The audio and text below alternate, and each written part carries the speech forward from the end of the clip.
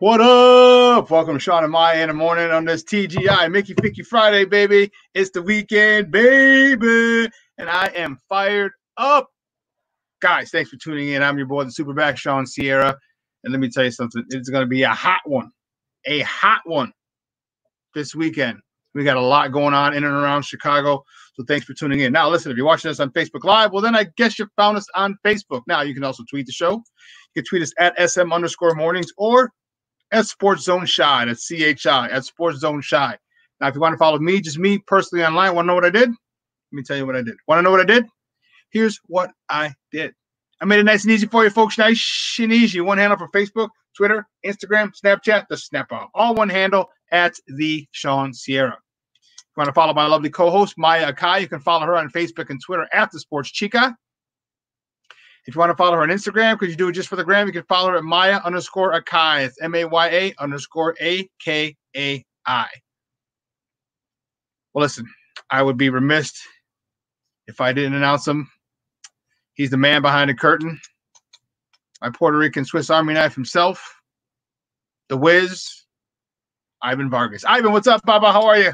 Good morning, Shawn. What's up? Not much, buddy. I can already feel the heat, man. I stepped outside this morning, and I was like, dude, get me back inside, bro. Like, what did I do? Like, I'm good. I'll be a hermit today. Oh, it was crazy. CrossFit was a son of a gun this morning, man. Holy sheesh. Let me tell you, it was crazy this morning. It was it got toward the end of the workout, it started getting a little warm. Yeah. Yo, you would think, I mean, well, you're waking up at like the butt crack of dawn to go work out. Yeah, so I mean, it's a little cooler, obviously. Much cooler, yeah. But to bring it to be a little hot in the middle of the morning, it's like, damn, dude, like what's gonna happen with the rest of the day? You know what, we were talking about that at class at our CrossFit. We're like, man, like, what about the 3:30 class? Right. What about the 3:30 class? I'm like, anybody in the afternoon, like, you must be some type of savage to want to go work out in that type of heat. Dude, that's crazy. I could never. I mean, even there was a 6 o'clock class after ours, and even that class, I mean, the sun started coming out. It was warmer. Yeah, that was. what would be worse, CrossFit in the heat or 2 a days? 2 days. 2 days. CrossFit's an hour, man. CrossFit's 1 hour. CrossFit's as long as you want to take it. I think that's what the rules are. I think that's how the philosophy. I don't know. 1 hour, dude. I don't know. I tried it once. 2 days. 2 a days. You got 2 practices. One in the morning, which isn't that bad, and toward the end of morning practice. Because first of all, you started practicing like 8. So but 8 to 10. Aren't you supposed to like exhaust like where at the end of your CrossFit workout? Like, aren't you supposed to like go to like exhaustion in some of these things? If you want. I'm not training for nothing. I'm not training to get to go to the games or anything else. I'm just training to get in shape. No, you can do what you want. You're just trying to look good. You know, but 2 days, man. You know, when your second practice is at 1 o'clock or 2 o'clock, man, in the heat, you have you can't say, yeah, coach, it's hot. I'm gonna take it easy. No. Now when you have Oklahoma drill and you have bull in the ring and you have a whole bunch of other fun drills that they have you do, and then you're running around and no. And that's day after day. That's a good 10 to 12 days of doubles. It's a good 2 weeks. Man. It's a good 2 weeks. Yeah, approximately 2 weeks. Man, no way. Doubles are, and then after you got to condition after. Come on, man. So we were at Holy Cross. What we did, we had before we were conditioning before the first practice, and we would condition after the second practice. So before the first practice, we had oh,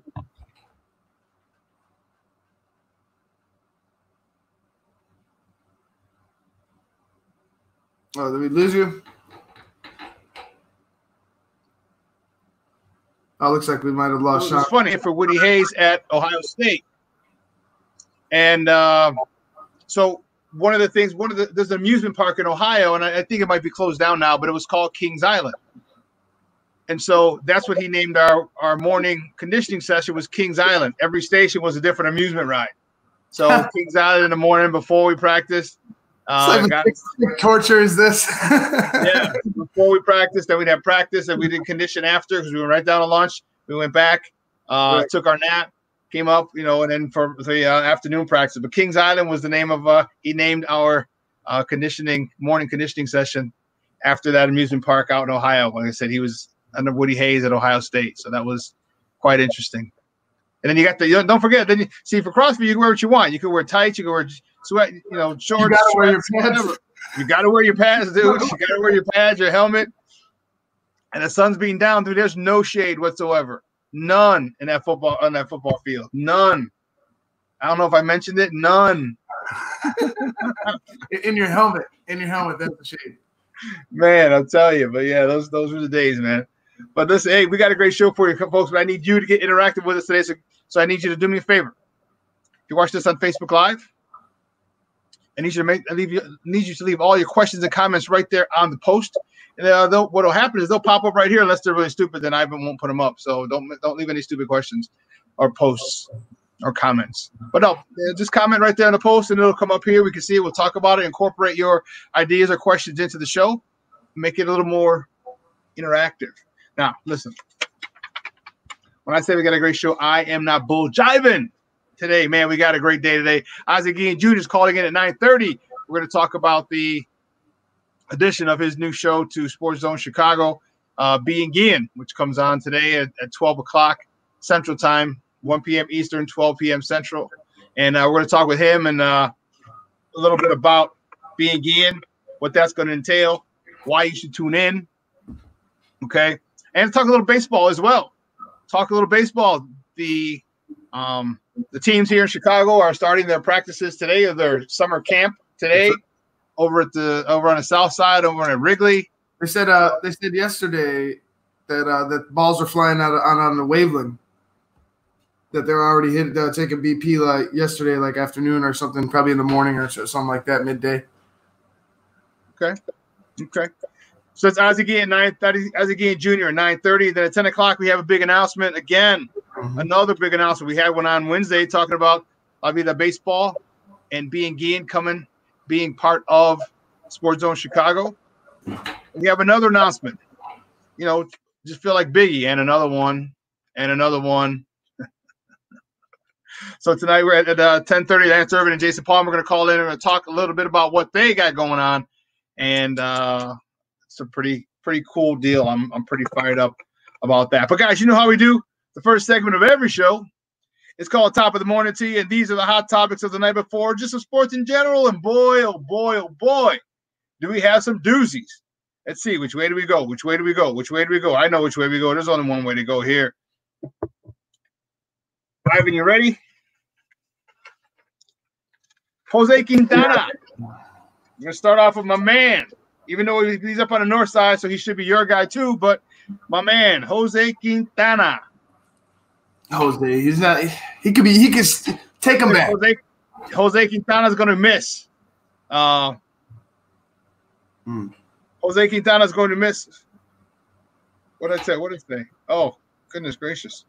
Jose, he's going to miss the start of the season because of the fact that he cut his thumb washing dishes. He cut his thumb washing dishes the other day. He severed he needed 5 stitches. He sliced into his digital sensory nerve. Oh, that's probably going to be a problem. I don't know where the digital sensory nerve is, and that's got to be a problem. On his throwing hand. He's expected to resume the throwing program in about 2 weeks. All right, or basically 1 week before the season starts. Wow. Why? Wow. Jose's been in the league for a long time. For a long time right now. He's a vet. He's not some young, fresh out of fresh off the farm type of kid. Why don't you have somebody doing this for you?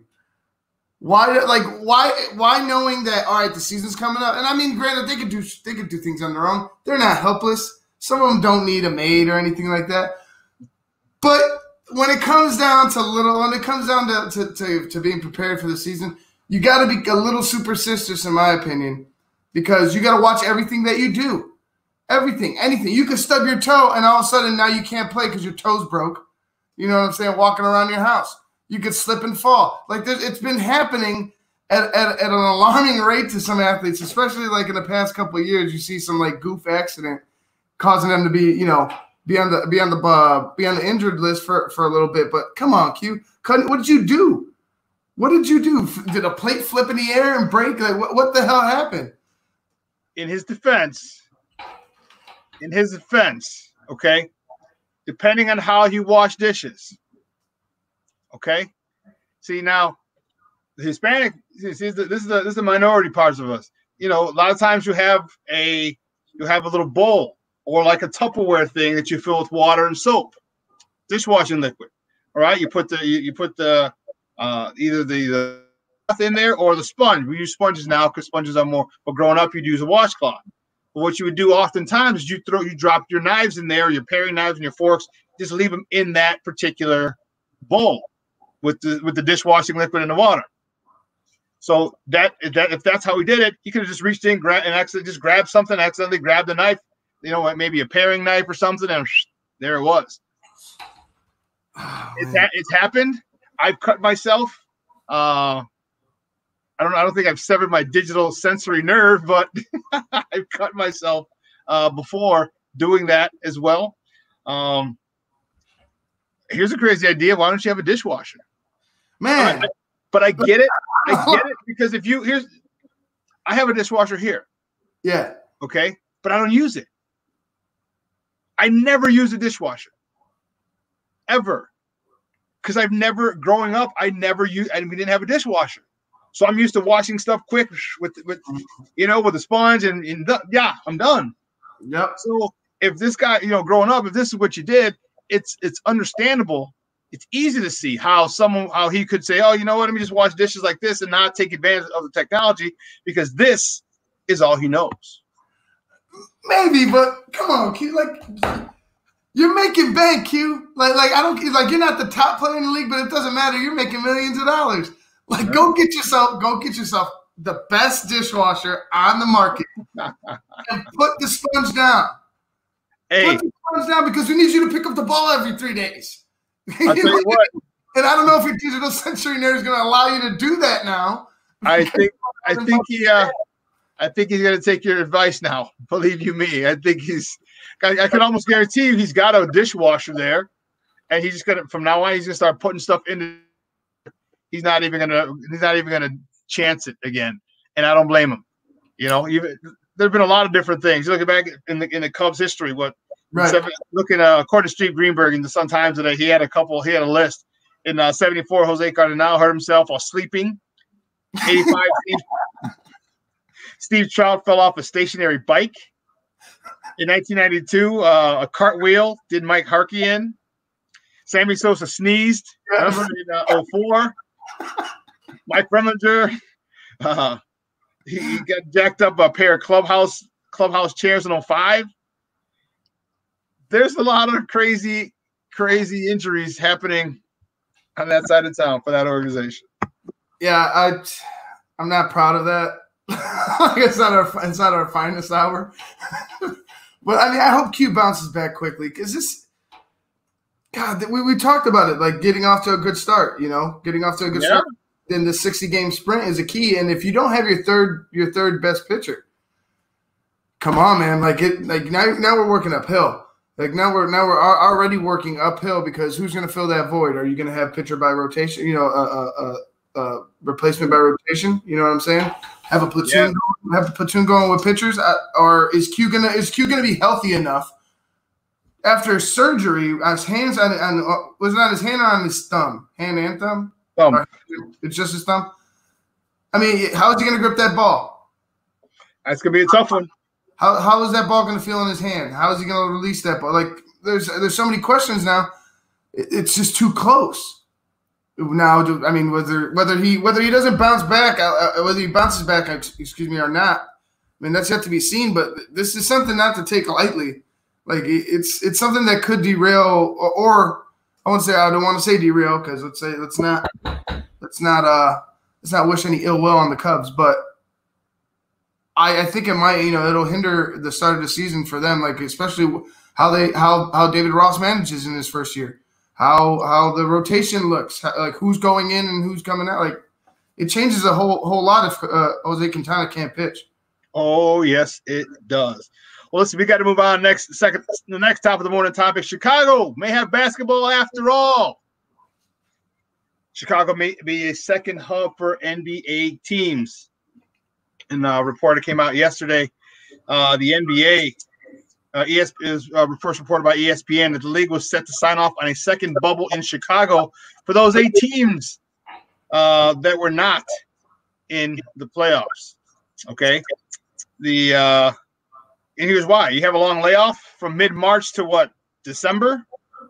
That's a long time. That's a 9-month, 8.5, 9-month layoff.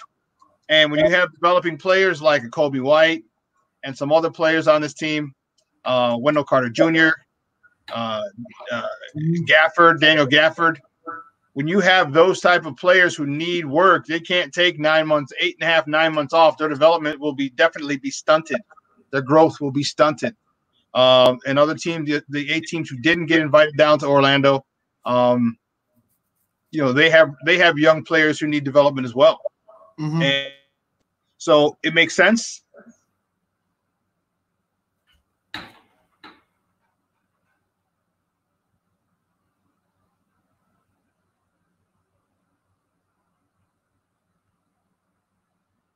No.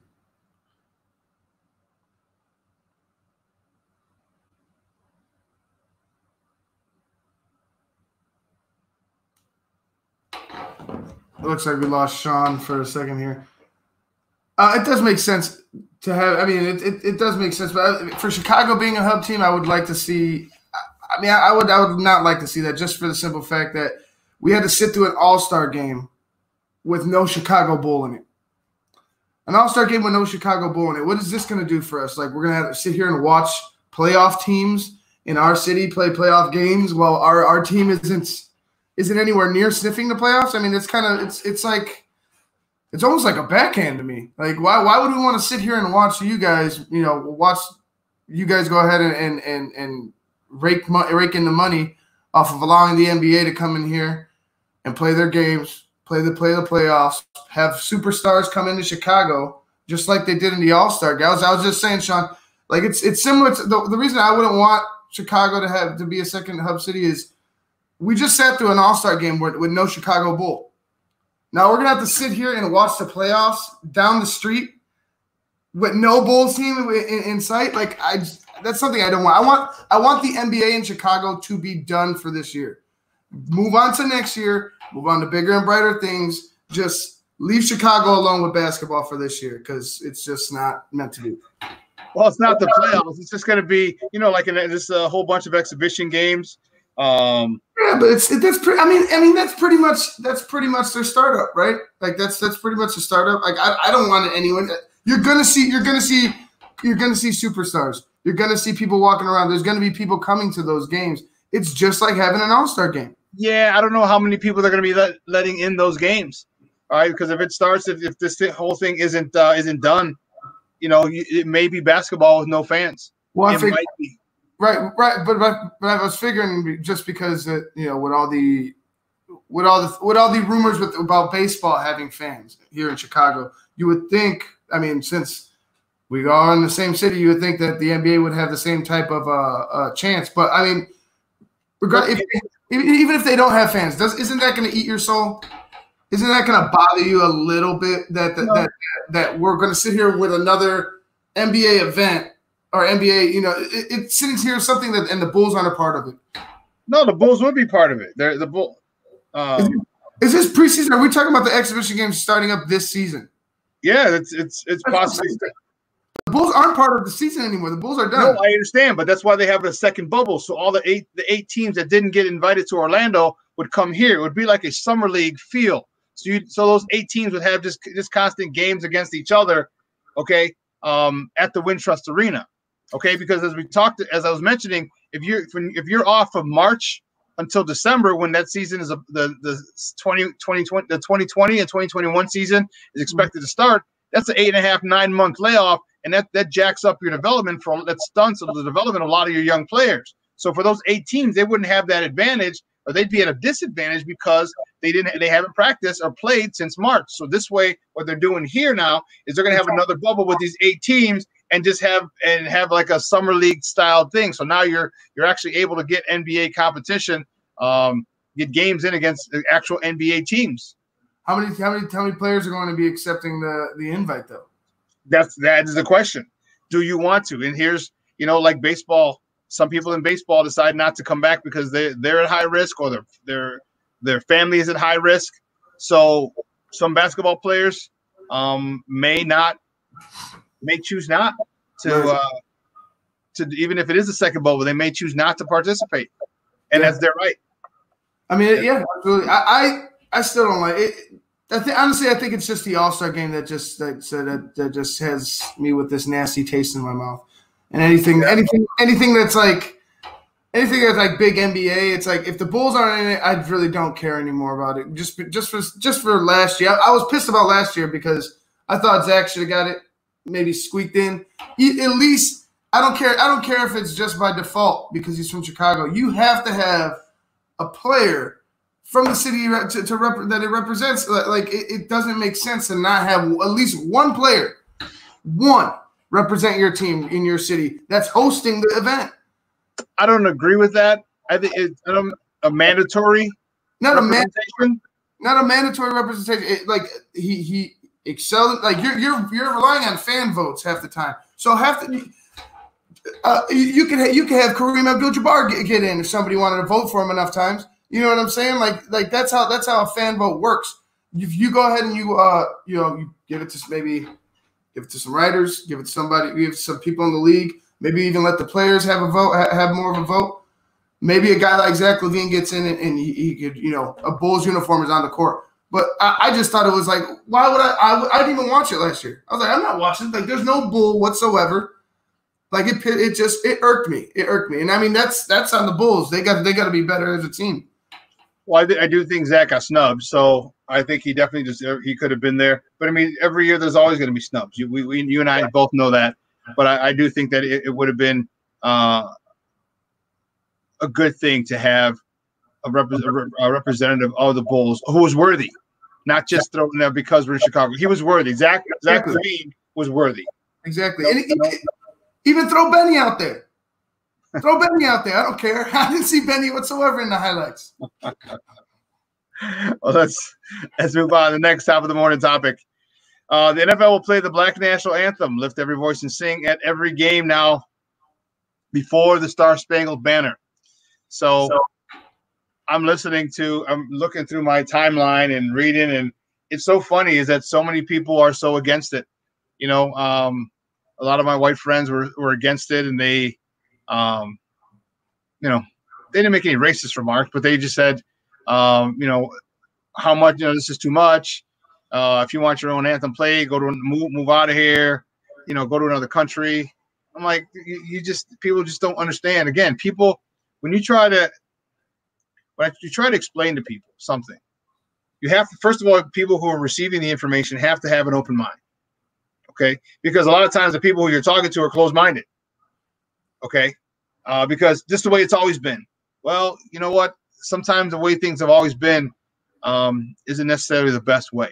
So are we going to have to play 2 national anthems from now on? Yes. No. Yeah. No. If you want to do it as a gesture, that's fine. But if you're going to go ahead and say, here's this national anthem and then here's that national anthem, I think that's causing more separation than it is bringing people together. Because now you're gonna have people like, wait a minute, who are we? Where are we going and say, are we standing for this? Are we standing for that? Is it this or is it that? I think it causes more separation and confusion than anything. Like, well, then there's a big issue then, because you know what, the national anthem has as we all know, or as many people know, and if you don't know, you're going to find out now, has a stanza in there talking about the killing of slaves. Okay, so this is, so you want to sing a song when the majority of your players in the league are African American, and you're going to have a song about their ancestors getting killed. So, when was that verse? When is that verse in the song? When does it stop? Does that verse is pretty much abolished from from the national anthem. We don't sing that verse. That verse, even as bad as it was, as bad as as it is, to hear some crap like that, being sung out loud or even written down. We don't sing that verse. When have you gotten to that verse ever? I didn't even know about it until later on. My whole thing is that I never even heard of a black national anthem. There's a lot more people that haven't heard of a black national anthem. This is the most confusing thing in the world to me. That's why it's like, I get it as we're doing this. This is the NFL taking a new stance. To me, it's more symbolic because it shows the NFL trying to change the narrative that they created for themselves. It shows the NFL trying to reach out, trying to be a part, trying to show that they care, I guess. But you cannot have two national anthems every game from here on out for the rest of the time. It doesn't. It just causes more separation than it will cause unity. I guarantee you. So they should stop all the Canadian national anthem in hockey games. No, because that's the Canadians' national anthem. We're Americans here. We're Americans, correct? Black, white, brown, I don't care. We are Americans by definition. So if we have two separate flags, or two separate national anthems? Why don't we have two separate flags? Why don't we just cut the country in half? That's symbolic in itself too. If you can't have one national anthem where everybody's behind it, even if it is bad. Change that up. Why don't we? Even if it is bad. No. Even if it is bad, why aren't we changing it now? Why hasn't it been changed before? Because the consciousness of a lot of people hasn't been where it's at now. And that's the problem. Not having two, changing it to have one is the problem. We have to have one. If you have a problem with it, then why aren't we working together to change it? Why are we having a split here? Why are we having a split because here? The people in power aren't going to want to change. They're not going to want to change it, regardless of the fact that if you made this, people in power make the rules. Okay, but when you also have a lot of backlash, which is what's happening now, okay, then you make adjustments. And the people in power aren't going to want to. Many people were slave owners. Many people, again. We didn't come here. When people talk about, immigrants, my parents were immigrants, their parents are immigrants from Ireland, from Italy, from Poland, from whatever. Okay, they came here, okay, on their own volition for a better life. Okay, the people who were brought over here didn't have a choice. Okay, that's a big difference. So when people talk about, well, my parents this, my parents that, your ancestors came over on their own volition for a better life. We were brought over here to be enslaved. So that's a very big difference. So when there's a song talking about the killing of us after we were brought over here, how can you expect someone to say, okay, well, this is a song I want to stand for, regardless of whether or not that's in there, that's part of the song. Okay, that's still part of the song. So why would you expect people to say, hey, listen, I'm going to stand and be proud of this song where they talk about killing my ancestors? So why is it now that we're doing this? Why is it now? Again, because the consciousness the consciousness of people are more woke now. Okay, so why aren't we switching? Like I said, why aren't we switching to have one national anthem for all of us? Like, I don't care about the national anthem now. Like, I understand the evils that it has in it, but why aren't we working together to make another one? Why isn't there one? Do you think someone's going to want? Do you think people in power are going to want to make a one? There's no way it's going to happen. No way it's going to happen. That nobody else has heard of. Like, I guarantee you, there's going to be people sitting there when they do this like this. I guarantee you, there's going to be assholes sitting down. There are people sitting down the American national, the Star Spangled Banner. There are people sitting down. There are people who don't do anything. There are people feeding their kids. There are people in line. There are people taking a piss. There are people taking a crap. There are people buying. There's a whole bunch of things. Is it going to be a problem? Just like if people sit down for the national anthem, is it going to be a problem when they sit down for the black national anthem? No. Would it be a problem if they would it be a problem if they do something and granted? Well, listen, we got to go. We got to go to break. We got to go to break. We got a guest coming on. On the other side of the break, we got our boy Ozzie Guillen Jr. coming up next, talking a little. Love you, the baseball, talking about the abbreviated baseball season coming up. So don't go anywhere, folks. Keep it right here. Shawn and Maya in the morning on SportsZone Chicago. Presents the Sports Flash, driven by Jeep on 1330 and 95.9 The Zone. The NFL is going to cut down the preseason from 4 games to 2, cutting the preseason in half and pushing back the start of exhibition play so teams have more time for training following the virtual offseason made necessary by COVID-19. Players are still discussing with their union whether to ask for cancellation of all preseason games. As it stands now, teams will play exhibitions August the 20th to the 24th and the 27th to the 31st. All 32 teams set to play 1 home and 1 road game. College athletics programs continue to reel. Oklahoma, the latest goal to announce a budget cut. This one, $13.7 million. Earlier this week, Michigan projected a $26 million deficit. Many Wolverines coaches and other senior staff taking a 10% pay cut, including football coach Jim Harbaugh and men's basketball coach Juwan Howard. Blue Emu promises no chill, no burn, no odor, just what you need to soothe tired muscles and joints. The Sports Flash is driven by Jeep, Chuck Sanders, 1330, 95.9 The Zone.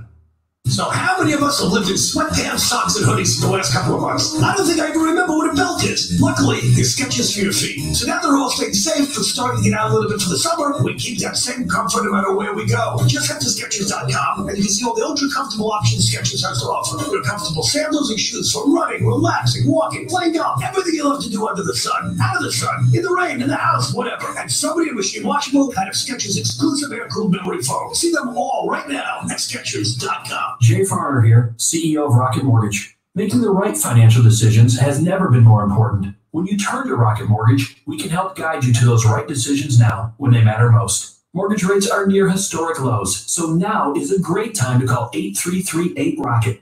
And if you need some extra money, a cash-out refinance could give you that financial boost you're looking for. Call today at 8338-ROCKET or go to rocketmortgage.com to learn more. Call for cost information and conditions. Equal housing lender. Licensed in all 50 states. And MLS number 3030. Welcome back to Shawn and Maya in the morning on SportsZone Chicago. And our first guest today is a good friend of the program. You've seen him on here a couple of times over the years. Again, good friend of the program. We want to talk about the new partnership we have with him and his company. You can find him on Twitter at O'Gean Jr., O'Gean Jr. Guys, let's welcome back to Shawn and Maya, Ozzie Guillen Jr. Ozzie, what's up, Papa? How are you? What's up, guys? Good morning. Good morning. I'm glad that I wasn't part of that other segment. That was it's a tough topic to tackle. Very difficult topic. Yeah, it was a little crazy. You saw Ivan was like, no. Hey, Ivan's. You know what? Ivan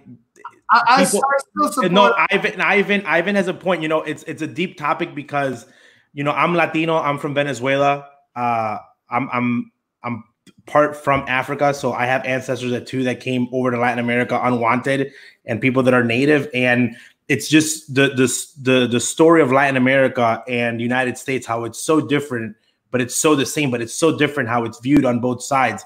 It's actually very intriguing on how you view it.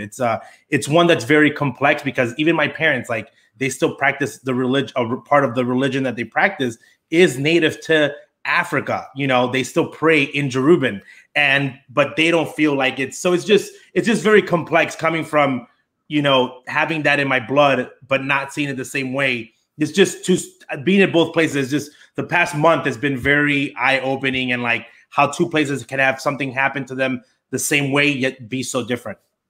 Be viewed so different. Yeah, you're right. That is a very difficult and tough, very sensitive topic. And most people wouldn't know that you know, that we have, you know, I have just as much black blood from Africa than I do from Venezuela and Spain. That's just the reality. I think that's just lost in the context. But again, you know, when you don't look at baseball players that are Latino as black players, they are. You know, yeah.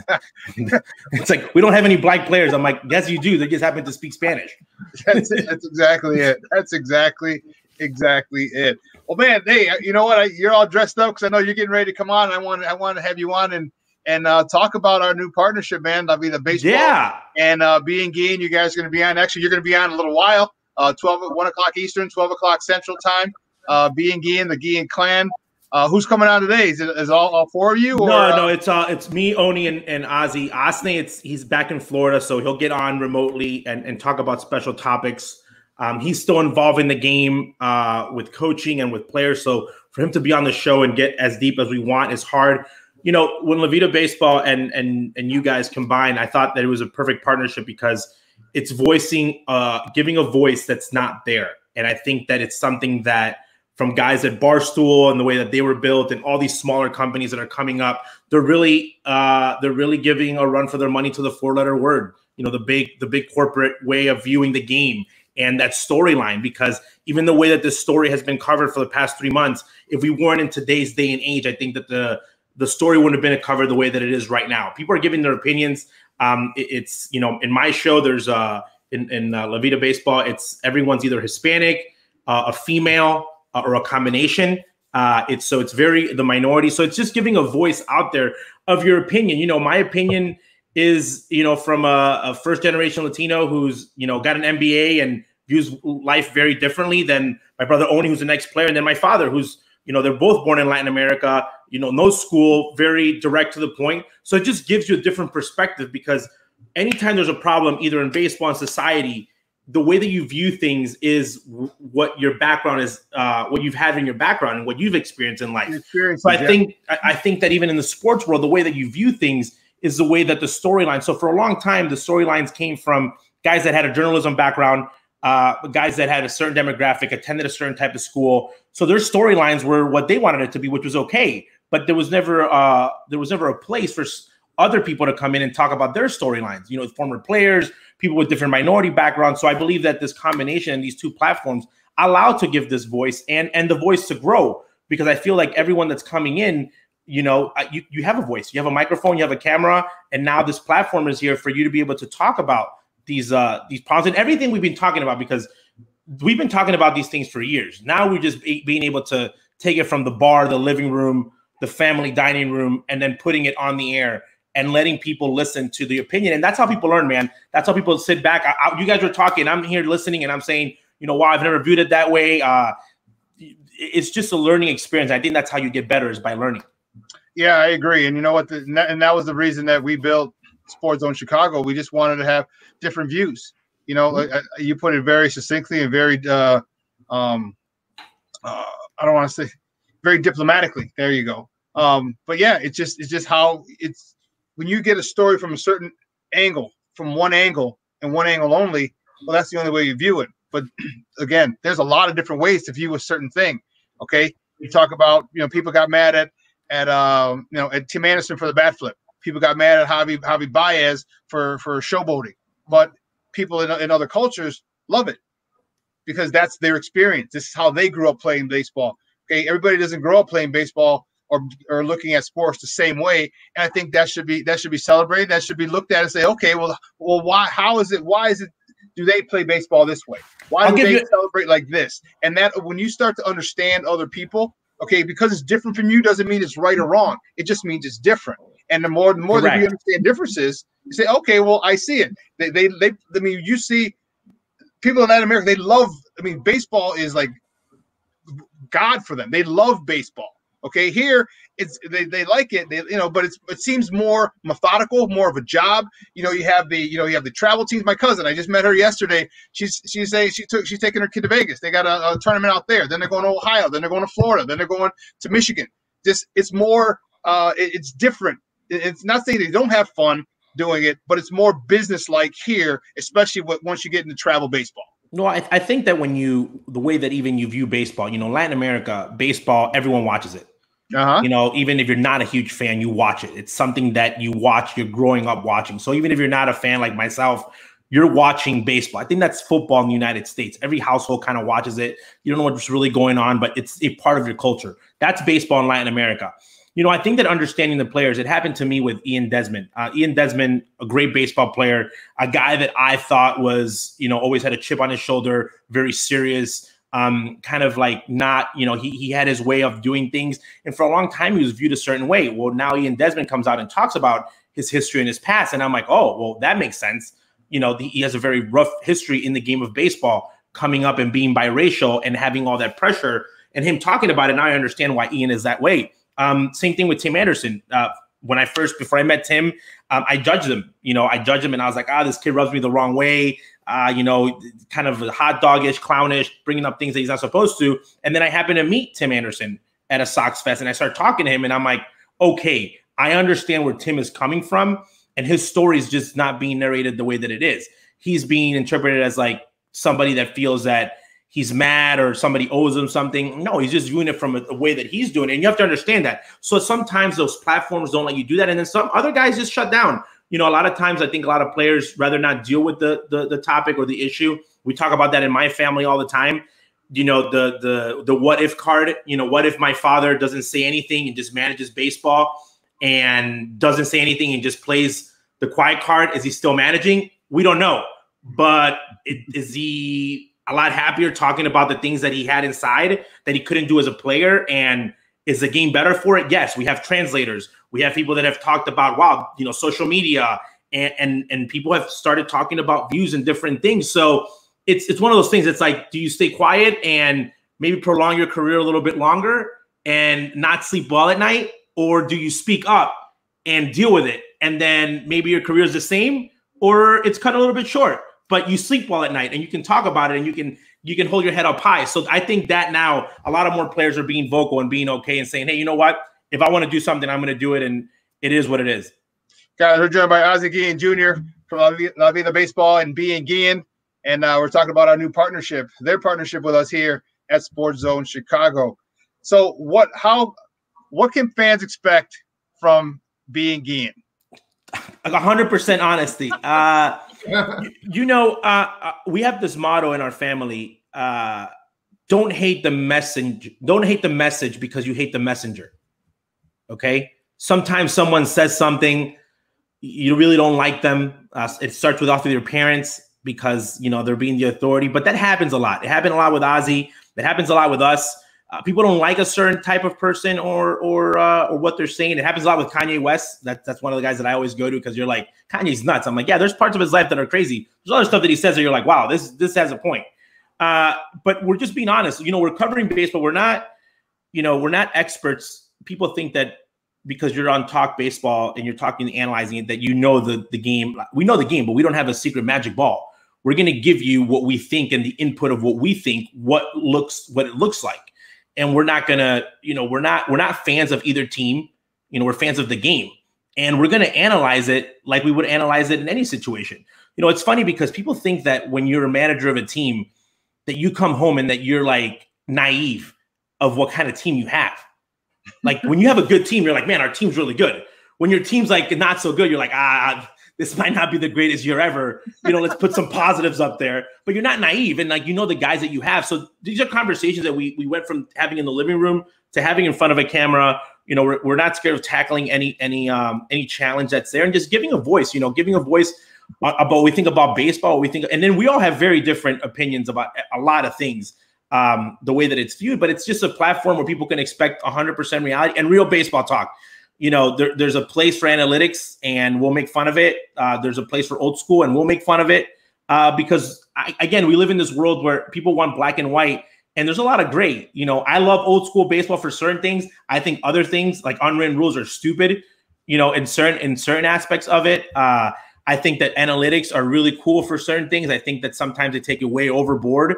And I just want to be able to talk the game, you know, like you're talking to someone and you're learning and it's a learning experience and it's getting to know Ozzie as a person, man. You know, Ozzie's a great man. He's a great human being. He's an awesome father. I always say this. I don't know if you think he's the best shortstop, the best player, the best manager, but he is a great human being. He's a great father. And we want that to be trans. It's going to be fun. It's just going to be a lot of fun. And we have fun with Ozzie, man. Like this guy has like 4th grade. He's learning English words every day. We think it's awesome. He tries so hard, and we make fun of him. He loves the White Sox, but he won't admit it. But it's just fun. It's going to be a fun season, and especially this season, you know, so many different weird things happening in the world of sports and how they're covered that I think there wasn't a better time to get a camera on. And again, our audience is spread out now because with these partnerships, other people that don't get to know the show, when we build a show, you have like that core hardcore Guillen family following, like the hardcore White Sox fans. They know everything about Ozzie and they know everything about the kids and what I'm doing. And it's like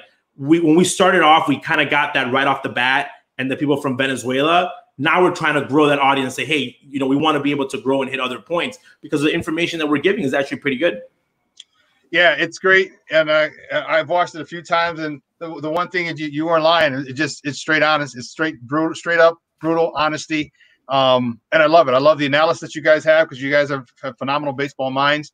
And I love when you guys argue, you know, because, and it's real, because, you know, and one of the reasons that it really connects with me is like, that's how me and my friends talk. Mm-hmm. Okay. That's how me and my friends talk. We'll sit there and we'll yell at each other. We'll talk over each other to make a point, and we all have good points. Okay. But it's more, yours is just so personal, which is exactly how we try to make SportsZone Chicago. And me and Maya talk, and we're on different sides of the fence. You know, you're talking with your boy at the bar, with your guy at the barbecue, whatever it is. This is how we talk. And, you know, sometimes people talk a little different. Cultures tend to be, you know, minority cultures may be a little more animated and loud than white culture. And that's okay. But that's just how we are. You know, and it's not good or not bad. It's just different. And when people see us, they're like, wow, this is how they are. And your dad is hilarious. He is. The anecdotes. I think with Ozzy, we always wanted to bring out is the anecdotes, because I think that the one thing, other than obviously the money that paid for the education and like the good memories, is, you know, the stories that we have that are not negative stories. You know, I'm not going to go out here and air anybody's dirty laundry, because that's not the point. But like just funny stuff that, you know, that when you're on the show that you know, we had the Sammy Sosa one when Sammy had like a jerry curl. When he was Ozzy's teammate, and Ozzy was like talking about it. Like, we had heard the story a little bit, but like we really went into depth of like Sammy would like stain the team playing with his jerry curl, so he had to have like a towel. And that to me was like, that to me was like hilarious, because we mentioned Soul Glow, and Ozzy was like, "Hey man, I had a perm," and I'm like, "What?" And it's just that type of stuff is like, we were so young when all that was happening that we've heard stories, but to go back to visit them.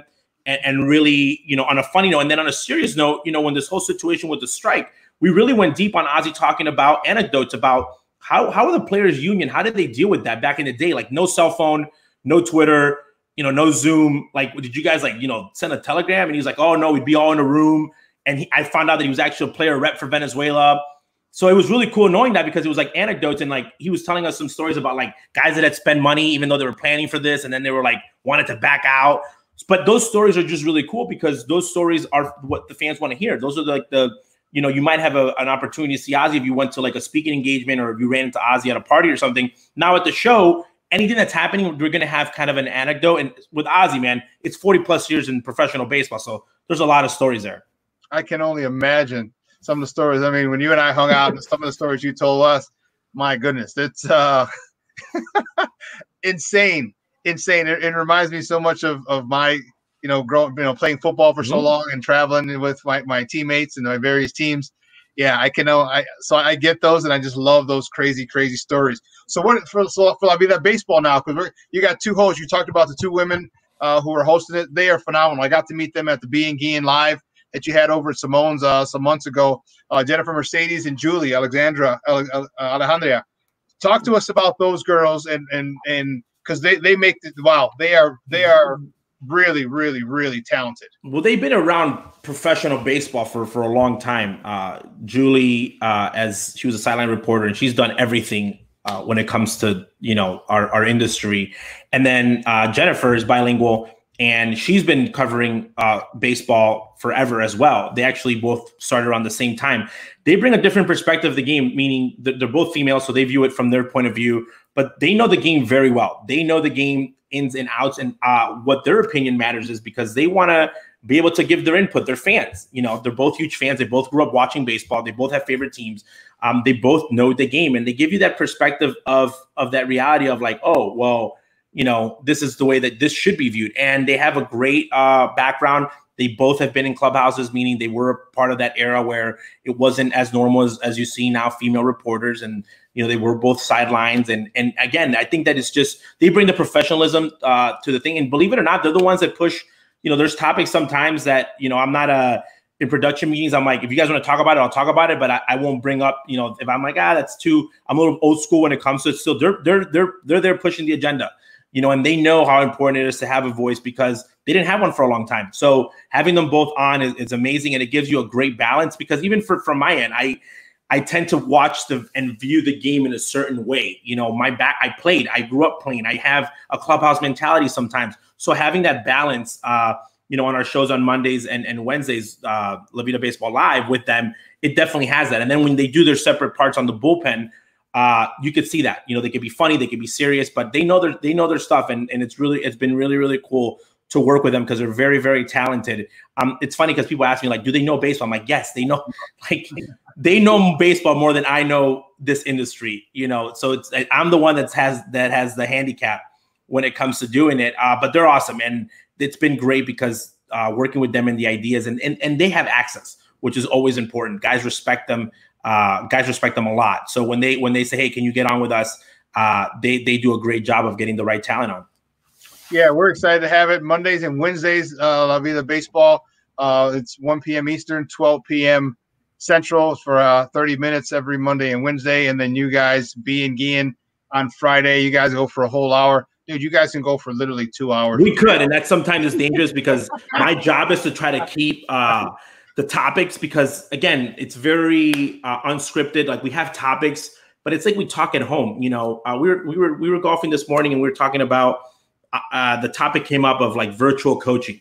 So there's a couple coaches out there that are virtually coaching right now. And Ozzy's like, what the F is virtual coaching? And I was like, yo, it's like they're in a meeting and he's like, wait, so somebody's like talking and then somebody else is going to implement it? He's like, that's BS. Why don't I just have our other coach? And then when that other guy comes, then include him. Why is this whole virtual coach thing?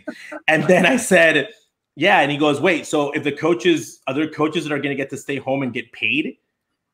And I was like, yeah. And he's like, oh, I can start the over under when there's a couple guys that are going to say I'm going home because of high risk of COVID. And so it was just funny. So things like that is just like, you know, we could go off a rant on that for a while. So keeping it in line is probably the goal.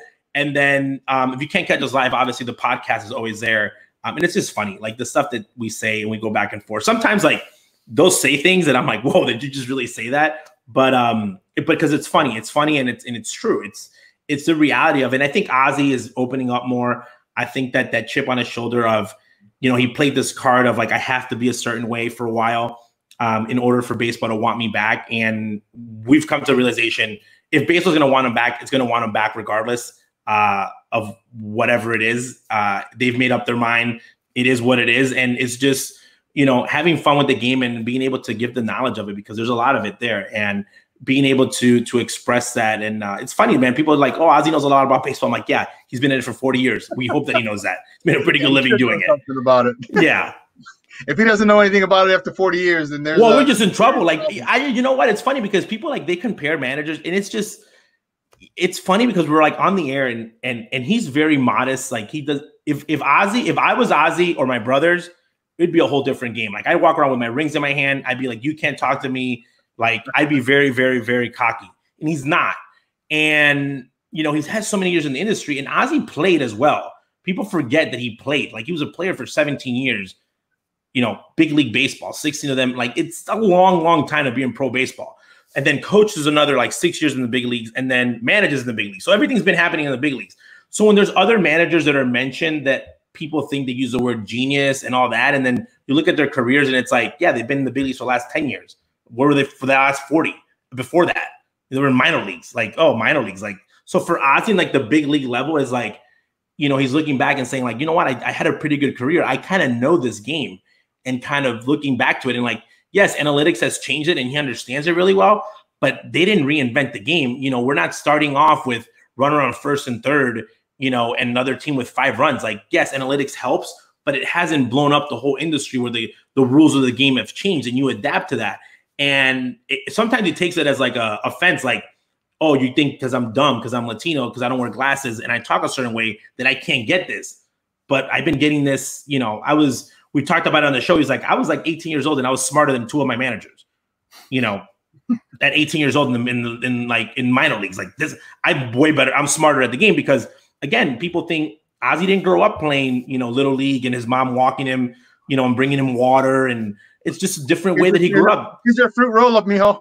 Yeah, like it was just way, you know, it was just way different. Even for us, like Ozzy, he would still make fun of us, like with my brother Osney and Oni that played at later labels. He's like, you know, you guys grew up, your mom bringing you guys snacks and Gatorade in the middle of the game. You guys didn't have, like, Ozzy was a professional at 16, you know, way different game. Like this whole little league and like like he just played, man. Like it was just like, you're either in it or you're in it. Like, so he knows the game. Like this is all, if you had to put your kid in a school at like an age of 11 years old in a baseball world, that's what happened to him. Quit regular school, and is just doing baseball. And that's just the reality of it.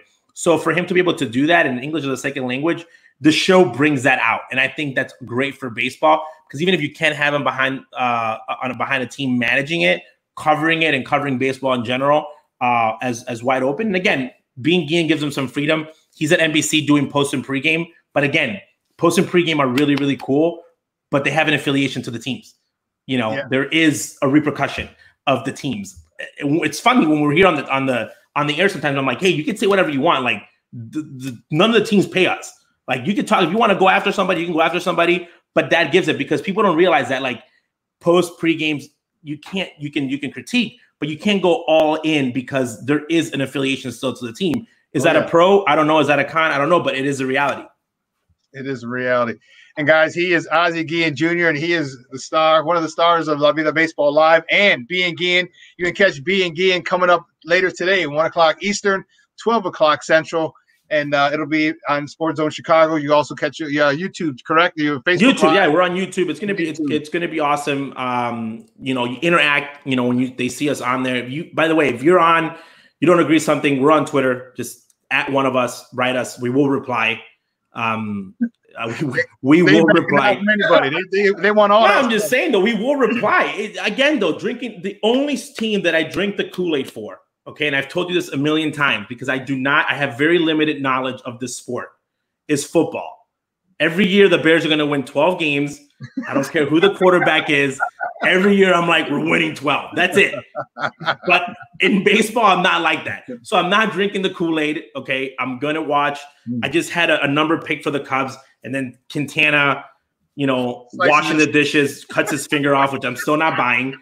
I'm like, wow, that's, 2 weeks. I'm like, 2 weeks. I was like, dude, I got an ingrown nail in my hand, and I can barely grab a golf club. I was like, a cut finger and he needed surgery? Not 2 weeks. I was like, it may be halfway through the season after 30 games. And at that point, depending where you're at, do you risk it? So again, this season is just prediction wise. It's so short, but I'm not drinking the Kool-Aid. Like one thing on Twitter, they make one move, everybody's like a champion already. It takes time. I think that the first step for either team is getting back into the playoffs and then going from there. If you make the playoffs, everybody has a chance. I'm kind of sad that the playoffs weren't extended because I think that would have given both teams a better shot. But I think right now, the way they're set up, they're going to compete. I love David Ross. I was a little bit down on him, but after his press conference and him saying that he doesn't care as long as there's a trophy, he's going for it. He's starting to set the tone, and I really, really like that. He's being very aggressive, very different than I thought that he was going to be. He's very in your face already, and I like that. I think that that's going to wake up that team in the North Side, and we'll see what the South Side has to offer because there's just a very, very short runway for guys to get either cold or hot and figure themselves out. So there's going to be some challenges. And again, did I think have him in this year to going into the playoffs? No, but it'll be a good time to see development. Really, I have. Well, if the White, I look at it this way: if the White Sox can get off to a good start, I think they have a great shot of getting in the playoffs. You only have because the playing field is level. All right, you got 60 games, and you got to come out of the blocks. I used to coach track. Okay, you can't win the game. You can't win the track meet from the start, but you can damn sure lose it. Okay, right. And as long as you come out well, and there's a lot of things. We have a good pitching staff. We have decent middle relief. We have like 7 starters, so now we can kind of back people up and say, okay, your starters can only go 4, maybe 5 innings, and that's your max, and then bring someone else in. And then you got Carlos Rodon coming back. Now's about the time he would be coming back anyway. Michael Kopech. Now's the time he'd be coming back. He would be playing right now anyway. So you can throw these guys in there either as middle relief or as maybe a setup guy or a closer, depending on how you want to use them. I think we have a lot. And the one thing I like for Luis Robert is he doesn't have to carry the team. When you get a superstar who comes up, a lot of times like a Bryce Harper and other, like a lot of times everyone's there to see them. Everyone's not here to see Luis Robert. Yes, we can't wait to see Luis Robert, but they're not here to see specifically him because you got some guy at third base who had one hell of a year, a bounce back year last year in Yohan Moncada. You had a guy at shortstop who had 2 great years, and last year he had he led the Major League Baseball in hitting 2 slots above Yohan Moncada. Then you got a guy at first base who's consistently 25 and 100, except for the one year he was injured. last year leads the Major League Baseball. Leads the American League in RBIs. Then you got a guy who was one of the number one guys in minor league baseball in left field, Eloy Jimenez. So there's a lot of different stars out there. Luis Robert doesn't have to carry the yeoman's burden of this team. He can blend in, and his natural talents can develop, and he's not going to be the focal point of this the spotlight's not going to be on him solely. It's going to be on the entire team, which I think for him is good, and it's going to be really good for his development. Huge, because when teams come into town, again, strategy-wise, no one's thinking about getting beat by Luis Robert. They're not. They're thinking about Moncada, Abreu, Grandal. They're going to be offensively, the Sox are going to be a solid team. They're going to hit. I think that team is really well balanced on the hitting. I got Moncada finishing top 5 on the MVPs because I think that he is ready at this moment to take off. Will he take off? No. Do I think that he's ready to take off? Yes. He could be one of the top players in baseball. Absolutely. He's got the skills. He's got the makeup. It's up to him what he wants to do with it. I shot a 91 today golfing. I don't shoot 91s very often. That's where the White Sox pitching staff is at. Other than Dallas Keuchel, there's a lot of guys there that have not done it consistently. So Lucas Giolito, which Lucas is showing up? What Lucas? Michael Kopech, amazing. He had 3 games that he pitched, and 2 of them it rained. Does he throw hard? Yeah. Does he throw hard? Yes. So did Andrew Cisco. Again, did he look amazing in the minor leagues? Yes. But can he do it in the big leagues? Do I think Dylan DeCease has great stuff? Absolutely. But can Dylan get it together in the big leagues? Those are the consistencies. Ronaldo Lopez, right? When I look at the Twins, I look at a staff that I'm like, ooh, Berrios, I know what's going to be there. Like, I know there, Dorsey, like there's guys there that I can say, okay, no, if everyone does what they've been doing, they're going to be great. The White Sox, if the White Sox pitching staff, okay, if Michael Kopech comes in and does his job, meaning doesn't even have to be a Cy Young, just pitches well. If Michael pitches well, Ronaldo pitches well, and Dylan pitches well, don't have to be a Cy Young, just be normal. Just let them compete. The offense is good enough to get them there. The key is, if that pitching staff is that great. I'm still not bought in on Giolito because I don't buy in after 2-3 years on a pitcher. I don't. And the other guys just have a lot of talent, and it's going to take some time for them to develop. This is why 2 years ago I said bring all these guys up. So at this moment, they could be at the Moncada situation. Their bullpen's very good.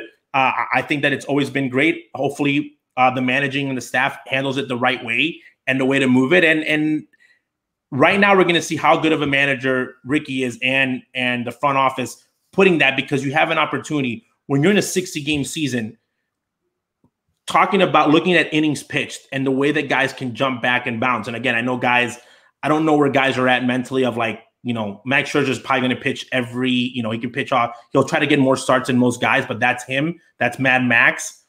With the White Sox, who's going to be it? Can Giolito say, okay, I can go early in the season, go 4 innings, and then pitch on my bullpen day another 4, and then you call it piggyback, meaning you have 2 starters going at the same time.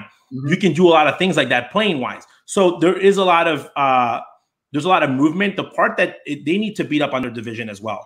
They need to take care of Detroit, and they need to take care of the Kansas City Royals and Cleveland. They need to, if they destroy those 2 guys, they'll be in the playoffs. If they start playing 500 balls against those low bottom teams, they're going to be in big trouble because the Cubs are not going to be a rollover. The Cardinals are not going to be a rollover. Milwaukee's not going to be a rollover. So that Central is a tough one. So again, I think I still have them as a good enough team to win a wild card. They could get into the playoffs, but I don't have them as a fit shoot. And then again, the part that's horrible is if they play great and they miss a playoff by 1 game, it's Rick Renteria's last year. Is he the guy? Okay. If they lose right away, oh, well, he had a short window. Is he the guy? They're in a tougher spot than the Cubs. The Cubs got David Ross. He'll be here for the next 3-4 years. So they're set. They're going to be able to rebuild. They already probably made up their mind about the Bryant move. So I think that it's just 2 different situations, but it's going to be great. 60 games. Everyone's going to watch every single game. We will be covering it. It's going to be intense. It'll be very NFL-like season because, every week you look at the standings and really say, okay, wow, we're either in it or we're out of it, and it can change week by week. That's going to be the difference this year. And literally every game counts. One last question before I let you go, buddy. We appreciate your time this morning. How do you think small ball is going to play in? Do you think? I hate the word small ball Okay, But how do you yes, think? so you mean like baseball fundamentals, is like gonna bunnying, you bunnying, moving the guy bunny over. hitting guys over, 05-ish, that type of ball. It's people are like baseball, and Scott Merkin gets mad when I put baseball is the game. I wish that I would have known this 20 years ago. Buzzwords. It's like you come up with a word and it's like, oh, marketing, like, oh, launch angle. I'm like, oh, really? Barry Bonds been launching angle since he was like 5. He should have covered it. Ken Griffey Jr. I'm like, oh, look, launch angle. I was watching the documentary. I'm like, Griffey, oh, launch angle. Yeah, he's just like 6'3", 250. That's why. Fundamental baseball, I think that right now, sometimes when you're playing at home or away, depending on the time of the year, you might play for that one run, okay? The reason that managers like Ozzie and per se, maybe Rick Renteria are guys that are more of they play to win, okay? So I'll put Ozzie as an example because he was the guy. I think Joe Madden did it for a while. Mike Scioscia's. You only need one more run than the other team, okay? Mm-hmm. When you have a great bullpen, you know that if you have a one-run lead, you have a chance to win going into the 8th, 9th inning, okay? Especially early on. Some guys are really good with the lead. Pitchers and managers know if I give my team the lead early, this guy's going to, shut it down. Wins and losses is the only thing that matters at the end of the day. And we've built so much on statistics from a fan standpoint and a money standpoint and production standpoint. Oh, the chances of a guy's at second, he hits a double, the run. Again, it's a winning situation. So I feel like this season, guys are going to be able to take their chances more. Or somebody already dropped me an analytics saying, if there's a guy at second base, you shouldn't run him over because then the chances of the guy giving up the next inning, the run, 2 runs is higher. I said, really, who's your closer? Because if Mariano Rivera is my closer, I'm bunting every single time and hoping for a wild pitch because 97% of the time he will close it out. So I think it's going to be more fundamental baseball. I think right now, if you're a team that's ready to win, okay, and you're winning here, you play for that. And the team that does that every year when we look at a championship team or a playoff team, you tend to see that on a team. The guy that moves the runner over and plays for that winning run. We saw it in the North Side when the Cubs, the year they won everything, and the years they've been really good. There was a lot of unselfish baseball playing. Not a lot of swinging, missing with guy on second. You see guys moving the guy over. That happens when you start being in a pennant race because you start tasting it. I think the team that starts doing that earlier is going to win games because again, if you have a decent pitching staff and you take that one run, it's going to be better. Also, in a short season, 2 things are going to happen. Somebody's going to hit under 100. Okay, some big name guy is going to hit 150 and is going to hit like 1 home run. Okay, and there's a big name guy that's going to go off and is going to be like a 400 hitter with like 15 home runs in 60 games. Teams can get really, really hot or they can get really, really cold during a 60-game span. So depending on where you're at, you need to be able to. This year of like, okay, if there's a runner on for second, I'll never bunt him over. I'm not a fan. I think they should let managers manage and play for that win. That win, when you look at Las Vegas and you look that I always look to Vegas because they tend to they're in the business of not losing money. So when you look at the over-unders, I look at how good they think teams are going to be or how crappy teams are going to be. And the numbers are so close from like the top team to the worst team that it really is going to come down to like a 5-game difference of who makes it or not. If you're a manager of the White Sox and you have all this speed, I do not know. I do not like talking smack about Ricky because I respect managers. I do not know how the White Sox, if I was the White Sox front office, and I've said this to Joan Moncada because I'm friends with him, my dream is in Moncada. I think he could be definitely a 30-30 guy. Heck yeah. I think if he really wanted, I think the home runs for 40-40 will be hard, but he's a guaranteed 20-20.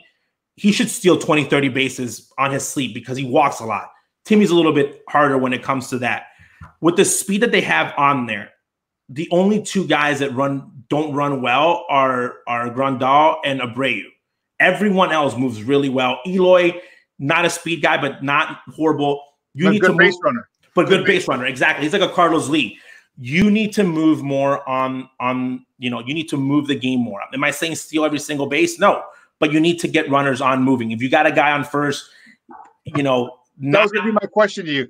If you're the manager of the White Sox, and would you press the issue because people don't steal as much as they used to anymore? The Steelers have gone down so much, so people aren't as prepared for it. They're not. There's pitchers out there that don't. It's gone the opposite. Because back in the day, you're like, man, I need to have at least an okay move. Yeah. But guys don't run because now you just focus on like the Rajah Davis of the world. Like, oh, this guy's on, Scott Pitsennik, he's going to run. Okay, like he's super fast. He's always going to be stealing.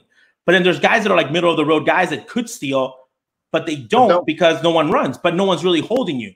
So I really think as a team, if you're like, you get a runner on second without having to bunt someone over, you know, and from a production standpoint, if I'm a Grandal and I'm a Abreu, I want these guys to, you know, on account to be at second and I'll take my chances because it's going to be an RBI for me. I got to hit a single now for an RBI instead of a home run or a double. So I think that knowing the situation and taking advantage of that, the game of analytics, everyone's worried about launch angle. I would be looking at like, what's this guy's pickoff rate? Yeah. Okay. How good is this first baseman defensively, you know, from a pickoff standpoint? Okay. Who's behind the plate? What count am I going to run on? There's all these analytics now that you could use to the advantage of the runner instead of being like using your old school first base coach with the timer on release and the guy just kind of guessing what pitch is going to come. So I think I would use analytics for that because the White Sox have a lot of raw talent. I went to spring training, okay, and I sat at San Francisco facility, and you get to sit on the grass. And I sat behind between right field and center field because I wanted to see Mazzara, how he looked defensively, and I wanted to see Luis Robert. And what I wanted to see was how they jumped off the ball. You can see someone's athleticism, you know, their prowess with what they can do. That's why I said Eloy Jimenez, tell him anything in front of you, anything behind you, don't move. I don't want him to get hurt. Not athletic at all. Horrible jump. I'm like, anything in front of you, go get it. Anything behind you, just wave at it. Let somebody else go get it. Don't get hurt. This guy is an athlete. If you would have been born in Mazzara's a great athlete, but Mazzara's a great athlete. Luis Robert is like off the chart athlete. Like if he would have been born in the United States, he could be playing middle linebacker, maybe, you know, a position in football, basketball. He's just a gazelle. His jumps are ridiculous. This guy has great instincts. So he definitely runs well. Oh, yeah. Okay. So if he gets to go on base, sometimes maybe he's got a good eye.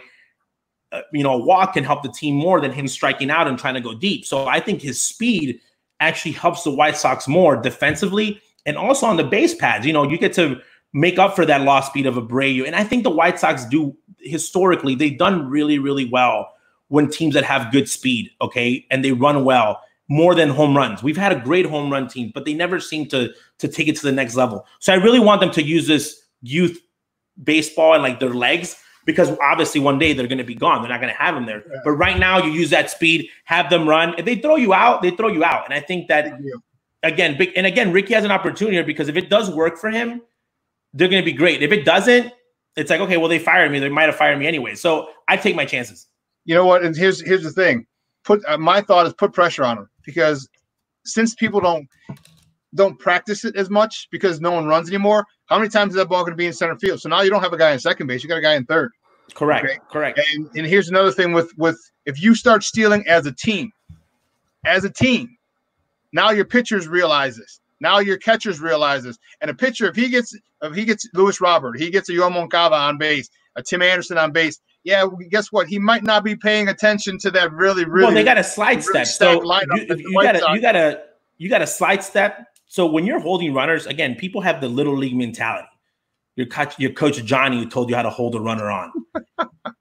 Even high school, like I coached high school, and I said, God, these guys are horrible here in Illinois, like holding runners on because they don't know how to do it. Like in the big leagues, that's a huge jump. Meaning when there's a guy at first base that has big league speed, like plus speed, and you're on the mound, you're probably going to have to slide step, okay, to give your catcher a good chance. A large part of Major League Baseball pitchers hate slide stepping because you're going to take velocity away from your fastball. Yeah. Kopech, no. The guy's he can throw with his other arm and he'll throw hard. But there's other guys that are like, they'll lose speed. Another thing is control, okay? That was my point. You got guys out there, you do it to Max Scherzer, you're not going to affect him. You do it to the Tigers pitching staff, that's a very young pitching staff for Kansas City, they're going to start missing their spots. And now they're in trouble. So now you're causing this movement of pitchers being riled up and they have to change their movement. Okay, do I slide step? Do I go with it? Like And then I'm going to be honest, you don't need analytics for this. When there is a running game and your catcher is behind the plate, they're stealing bases off of him. That's called pride. He starts throwing old number one a little bit more. Okay. Yeah, get the ball because he's like, hey, give me a chance. Yeah. Fastball. I don't care what you say. The best hit ball in Major League Baseball till this day, I don't care how hard you throw it, is fastball. So now you're looking at counts that Abreu, Grandal are going to see better pitches, and they're going to destroy. You look at the numbers when Patsendik, the years Pods had really good in Iguchi of getting on base, and the threat of him possibly running, the counts that these guys got to run, like hit on, Konerko, Dye, it's ridiculous. The Cleveland Indians with Lofton, the Cubs with Dexter. When you look at really good teams that had really good speed on top of the lineup, even if they didn't steal a lot, the threat of them stealing the pitching sequence changes so much that the guys are like, please, I want a fast guy. Not because he doesn't need to run, just the threat of it. You're just going to be seeing, a lot of meatballs on the plate, and you're going to have a better shot of getting one. Guys, he's Ozzie Guillen Jr., and he's part of La Vida Baseball. La Vida Baseball Live Mondays and Wednesdays at 1 Eastern, 12. And then on Fridays, today, he's part of B and Guillen with his dad, former big league player, Ozzie Guillen, his brothers, and it is just a phenomenal show. They're now part of SportsZone Chicago. Make sure you tune in. They're on Facebook Live. They'll be on our app, and make sure you download the app. It's free. iTunes, Google Play, Amazon, wherever you get your apps from. Make sure you download SportsZone Chicago. Hey, Papa, I really appreciate your time. Thank you. Stay safe. Don't catch COVID. If you do, just stay home. I got an over-under who's the first White Sox or Cubs player to get the COVID. So someone's gonna get it, man. Someone's gonna get it. Just I guess I'm a horrible human being. I'm like, I'd rather get my top guys to get it early, and hopefully they build an immune system and not in the middle of the pennant race. Hey, great stuff, man. We'll talk soon. Thank you, guys. Yeah. All righty. Guys, that was Ozzie Guillen Jr. from La Vida Baseball, and that's a bit, they're part of us now. They will be on our platform, which is great. And if you imagine him, you see how he loves to talk. Him, Ozzie, and his brothers on there. It is awesome, and the amount of baseball knowledge. He was, he talked about how his dad only had like a 4th or 5th grade education. His dad is one of the best baseball minds out there. I've loved him from when he first came to the White Sox. I mean, I loved him when he was a player. I remember him as a player. I was in grammar school, finishing up my 8th grade year when he got drafted, and I just loved him. I loved him. And funny how he was saying that Ozzie was smarter than 2 of his managers in the minors. Because you play baseball. You play, and when you play. When you're good, you play with guys who are older than you. So now you have to think like older guys because they're a little smarter. So the learning curve for you by playing with older players is shortened. Mm-hmm. And so now you see a lot of things, and they'll teach you tricks, and you'll see different things, and it's beneficial for guys to play with guys if you have the talent. You don't want to play with guys that are older than you and you stink and you get blown out and you can't compete. But when you have that ability, when you play with guys older than you, it really helps. Which is why they bring up a lot of kids who have the talent. They'll bring them up in either in travel ball or if you're a freshman, you play on varsity, things like that. So, like I said, Ozzie's been in the game since he was 10 or 11 years old. So the amount of baseball knowledge he has is immense. It's freaking immense. Listen, we got to take a quick break. So on the other side of the break, we have a duo. And I'm excited for this. We're going to make another big announcement today. We made one the other day on Wednesday. We're making one today. And we're going to have one on Monday. So, guys, I'm fired up. So don't go anywhere, folks. Quick break. Keep it locked right here. Shawn and Maya at SportsZone Chicago. Quicken Loans presents the Sports Flash, driven by Jeep on 1330 and 95.9 The Zone. The NFL is going to cut down the preseason from 4 games to 2, cutting the preseason in half and pushing back the start of exhibition play so teams have more time to train following the virtual offseason made necessary by COVID-19. Players are still discussing with their union whether to ask for cancellation of all preseason games. As it stands now, teams will play exhibitions August the 20th to the 24th and the 27th to the 31st. All 32 teams set to play 1 home and 1 road game. College athletics programs continue to reel. Oklahoma, the latest school to announce a budget cut. This one, $13.7 million. Earlier this week, Michigan projected a $26 million deficit. Many Wolverines coaches and other senior staff taking a 10% pay cut, including football coach Jim Harbaugh and men's basketball coach Juwan Howard. Blue Emu promises no chill, no burn, no odor, just what you need to suit tired muscles and joints. The Sports Flash is driven by Jeep, Chuck Sanders, 1330, 95.9 The Zone. So how many of us have lived in sweatpants, socks, and hoodies in the last couple of months? I don't think I even remember what a belt is. Luckily, there's Skechers for your feet. So now they're all staying safe but starting to get out a little bit for the summer. We can keep that same comfort no matter where we go. Just head to Skechers.com and you can see all the ultra-comfortable options Skechers has to offer. There are comfortable sandals and shoes for running, relaxing, walking, playing golf, everything you love to do under the sun, out of the sun, in the rain, in the house, whatever. And somebody machine washable out of Skechers exclusive air-cooled memory foam. See them all right now at Skechers.com. Jay Farner here, CEO of Rocket Mortgage. Making the right financial decisions has never been more important. When you turn to Rocket Mortgage, we can help guide you to those right decisions now when they matter most. Mortgage rates are near historic lows, so now is a great time to call 8338-ROCKET. And if you need some extra money, a cash-out refinance could give you that financial boost you're looking for. Call today at 8338-ROCKET or go to rocketmortgage.com to learn more. Call for cost information and conditions. Equal housing lender. Licensed in all 50 states. And MLS number 3030. Welcome back to Shawn and Maya in the morning on SportsZone Chicago. Man, we just got off the phone. Got off the horn with Ozzie Guillen Jr. Man, that went long, but man, it was good, and that's why I separated. I made sure we didn't have a guest backing him up. Man, it was nuts. It was nuts. It's that was a good segment. I listen to him talk some baseball. I can listen to him talk some baseball. The whole family, really. You can just sit there and, like you said, we talked about it before. Them doing 2 hours, like they could easily do 2 hours. Probably pushing like 2.5 if they wanted to. Yeah, it'd be awesome. This is, I'm looking at this right here. Just came across the board. Actually, while Ozzie came on, so there's a press release. An official statement from the Washington Redskins. It says, in light of recent events around our country and feedback from our community, the Washington Redskins are announcing the team will undergo a thorough review of the team's name. The review formalizes the initial discussions the team has been having with the league in recent weeks. Dan Snyder, the owner of the Washington Redskins, stated, quote, this process allows the team to take into account not only the proud tradition and history of the franchise, but also input from our alumni, the organization sponsors, the National Football League, and local community it is proud to represent on and off the field. Ron Rivera, head coach of the Washington Redskins, remarked, quote, this issue is of personal importance to me, and I look forward to working closely with Dan Snyder to make sure we continue the mission of honoring and supporting Native Americans and our military. So we believe this review can and will be conducted with the best interests of all in mind. And that was one of the top of the morning topics we didn't get to that I wanted to talk about. The Washington Redskins are getting a lot of pressure from their sponsors to change the name. FedEx, who has given them $250 million. Let me double check. Right. Yeah. They asked that the Washington Redskins change their name. They have the naming rights for the stadium, so they're one. They didn't demand it, but they asked. And then Nike. They pretty much demanded. That's pretty much saying, hey, it's time to make a change now.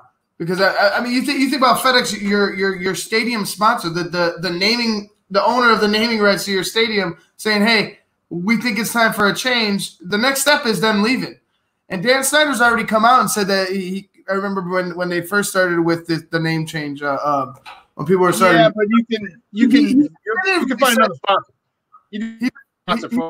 Okay. Oh, sorry to break it. You said what now? Sorry, you broke up. Say it again. I said you can find another sponsor. You can find another sponsor for FedEx Stadium for the naming rights. That's not going to be an issue. Okay. My issue was that he made a definitive no back in like a few years ago. He was like, no, we're not going to change the name. We're not going to change the name. Now money's coming and is about to start leaving him, and all of a sudden he wants to go ahead and do something more. Like I'm like, come on, bro. Like you can't try to have good morals and then try to keep your money at the same time. It's a weird thing. Like he's only doing this for the money. Like he's only doing this. We talked about it. We say it all the time. Cash rules everything around me. And when your pockets start getting affected, when you're a billionaire, you know how to make money. I'll go out on a limb, a very weak limb, and say that if you're a billionaire, you know how to make money. And so what happens is this: when you get people and it starts to affect your your chicken, as Marshall, as Beast Mode would say, if it starts to affect your chicken, all of a sudden you start to make adjustments because you're used to that, to making money. Okay, you're used to and you're ready. And not only so now FedEx has to change the name, but also Nike, the official sponsor, the official uniform sponsor of the NFL, has removed all Washington Redskin apparel from their website. That's huge. That's big time. That's huge. Big time. And so now, all the money you get from that you would get from merchandising, nope. Now again, affecting your money. When it affects your money, things change. And the Washington Redskins have a very difficult decision to make. Do you keep that name and continue to upset sponsors and have them withdraw, or do you, I would say, do the right thing? And see, here's where it's tough. But is it doing the right thing if you're doing it for selfish reasons? Is it doing the right? Dan Snyder's trying to save a buck. You don't care. Until Nike did that and until FedEx started bringing stuff up, Dan Snyder wasn't going to make any type of move. So here's the thing. If it gets done just for monetary reasons for Dan Snyder, or if it gets done because he's impassioned about having the name changed because it's wrong, is the name still changed? Yes. Sure. Does the end justify the means? Does it matter why he's doing it, or does it just matter that it gets done? I think a little of both, because he's sitting here pissing on your head and calling it rain. He's saying that we're doing it to better our relationships with our fans in our minority community. When you're not, you're doing it for your money to save your ass. To me, it should have been done a long time ago. He should have, his initial stance that was so definitive that we're not changing it. Now he just looks like a clown. The guy's been a clown for a long time. Now he's just making himself look worse. And to me, it's all nice. Now, when it's convenient to you to help your ass, you're gonna go ahead and change the name or it's not convenient, dude. He's getting flack from everybody. He's getting flack from everybody. Okay, and then he's getting flack from everybody. He's starting to lose money on top of it. Okay, it's why can't he say, hey, you know what? Maybe now it's time. Maybe it's, because when things happen, you have to adjust. You have to improvise, adapt, and he's adapting. Okay, if he wants to continue making his money, then here's what he needs to do. So it doesn't matter why people do it. Okay, the fact of the matter is that something good is going to happen, is that they're going to change the name. Okay, that's the bottom line. So no one really cares if he's, for whatever reasons he's doing it. The fact of the matter is he's doing it. I mean, it's not official yet, but he's going to, because again, once that money starts losing, starts falling out of his pocket, believe you me, he's gonna nip that in the bud. If he's got to change the name, and here's the issue: you have a lot of people who are going to be mad about it. You have a lot of people. Well, why is it different? Because it's offensive. It's offensive. Because it's clearly offensive. Like it's, you know what I mean? Because it says it in the name, like the name itself. The image of the native character in itself, like it's wrong. It is. Listen, we gotta take a quick break. Last break of the show. Last break of the week, man. So we got on the other side. We have our the next big announcement for this week, and we're excited to have these two guys on. So listen, big news coming up. Don't go anywhere, folks. Keep it locked right here. Shawn and Maya in the morning on SportsZone Chicago. Quicken Loans presents the Sports Flash, driven by Jeep on 1330 and 95.9 The Zone.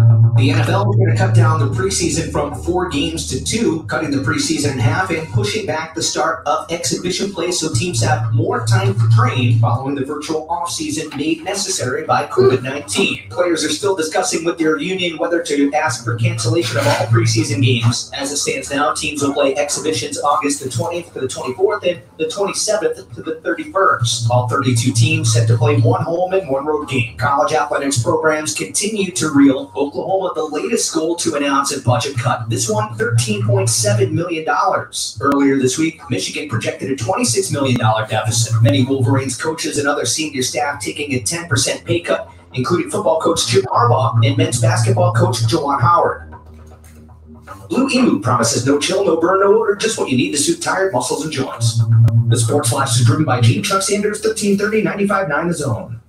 So how many of us have lived in sweatpants, socks, and hoodies for the last couple of months? I don't think I even remember what a belt is. Luckily, there's Skechers for your feet. So now they're all staying safe and starting to get out a little bit for the summer. We keep that same comfort no matter where we go. Just head to Skechers.com and you can see all the ultra-comfortable options Skechers has to offer. They're comfortable sandals and shoes for running, relaxing, walking, playing golf, everything you love to do under the sun, out of the sun, in the rain, in the house, whatever. And so many are machine washable out of Skechers exclusive air-cooled memory foam. See them all right now at Skechers.com. Jay Farner here, CEO of Rocket Mortgage. Making the right financial decisions has never been more important. When you turn to Rocket Mortgage, we can help guide you to those right decisions now when they matter most. Mortgage rates are near historic lows, so now is a great time to call 833-8-ROCKET.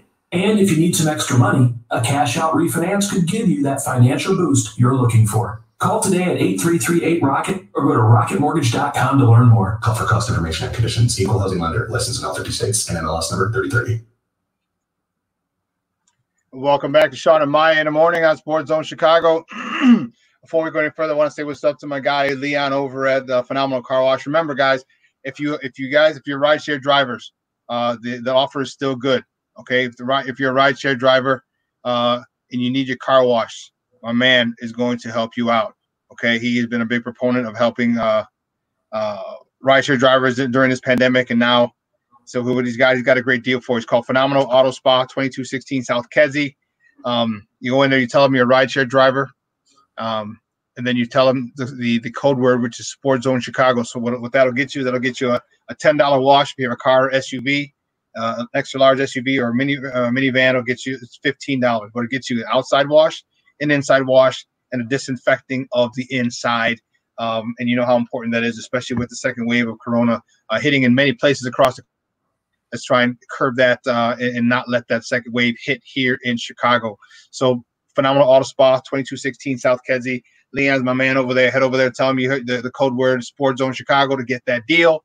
And you can get your car washed. It's only for rideshare drivers. You get your car washed outside, inside, and get disinfected on the inside as well. Our next guest, I am happy to say, it's our reveal day, I guess. You know, we have our unleashing another podcast. These two guys have been on the show before. Jason's been on quite a bit. We've had Lance on a couple of times.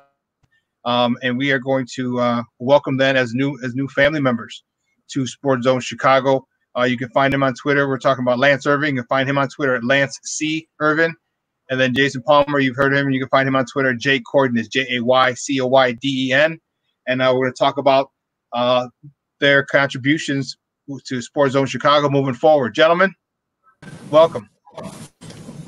What's up, Shawn? What's up, Ivan? What's going on, guys? How we doing? Doing great. How y'all doing? Man, I'm telling you, if I was doing any better, I might get arrested. Like, no, that was fun. Hey, I can't do that good. I couldn't tell the way you and Ivan been going at it this morning, man. I'm like, man, it's supposed to be black on black crime, not Latino on Latino crime. Ivan is tough this morning. Ivan, you fired up. Tough today.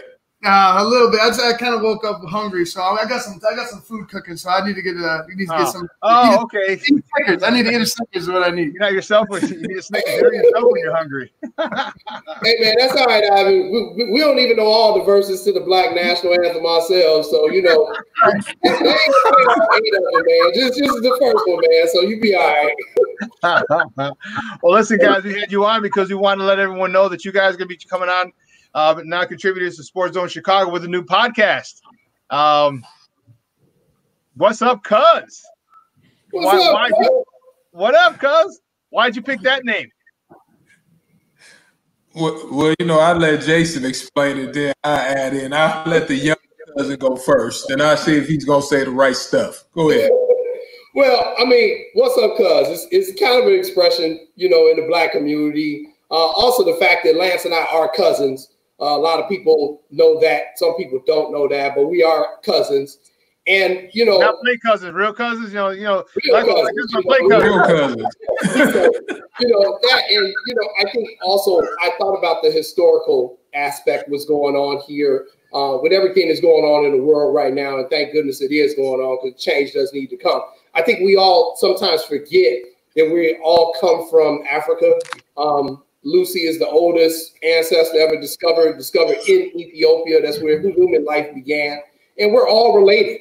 You know, we come in different shades. We have different backgrounds, but you know, there needs to be a sense of levity to the conversations that are going on as well. And the bottom line is we're all connected. So we're all cousins. So because of those three factors, I came up with the name. What's up, cuz? See, Shawn, Ivan. See, Jason gave you all he gave you contacts and all that. But normally, whenever I call him, I'm always like, "What's up, cuz?" So when my sister called, she's like, "What's up, cuz?" So you know, so we just want the name of that also. But you know, Jason is spot on too, and all the information that he just gave y'all. Well, that's good. I'm looking forward to having you guys on. So what can we expect? What can our listeners expect from your new podcast? What's up, cuz? Well, I think first of all, me and Lance are gonna try to fight like you and Ivan do. You know, that's what cousins do sometimes. You know, cousins argue. So I mean, Lance and I have a lot of talks about a lot of different topics, not just sports. You know, just life in general. We've been like this since we were kids. I mean, I was in his wedding, he was in my wedding. We talk all the time about stuff. So I think you're going to get great sports talk in general to start it off, but we're also going to talk about stuff that's going on in the community because both of us are in the community. We both spent our careers working in the African-American community. And, you know, this collaboration that we're doing, which is the other important key, is that we're doing this collaboration along with our partner, the Chicago Crusader newspaper, which is the oldest weekly Black newspaper in the city of Chicago. We're going to be sharing their content. They're going to share our content. And, you know, we're just thankful that you, Shawn, have created this platform, you, Maya, and everyone at SportsZone Chicago have really been working to create this for people of color to get our views out there on a lot of different topics, especially in sports. But I think people can expect a fun show, an informative show, and we're going to talk about a lot of big topics. You know, definitely fun, and we trying to get out information and knowledge. And one of the things we always say in my family, I don't know if y'all can see my T-shirt, but this is my father, Pops. Mm-hmm. And he used to always tell us family first. And I couldn't think of a better person to start a show with than my cousin Jason. You know, going from the fact my father's family first. You know, my brothers, if you see one of us, you'll see two of us. If you see my sister Cindy, you'll see one of us with them. So no better person to start a show with Jason, and he's real knowledgeable. Even though he's a Bulls fan, I was a Pistons fan, and I used to when the Pistons were beating the Bulls. But, you know, I'm not going to hold – Shawn, look off your face, Shawn. Get the look off. Now, why are you looking like that? You're going to get me – Shawn, when Isaiah Thomas was at his prime, we had Joe Dumars. You just saw the documentary. We was whooping their butts back then. Then Mike got a little bit better. But that's all right. I'm not going to get started this morning. Yeah, because they got them in the beginning, and they took advantage. They beat us, and no ifs, ands, or buts.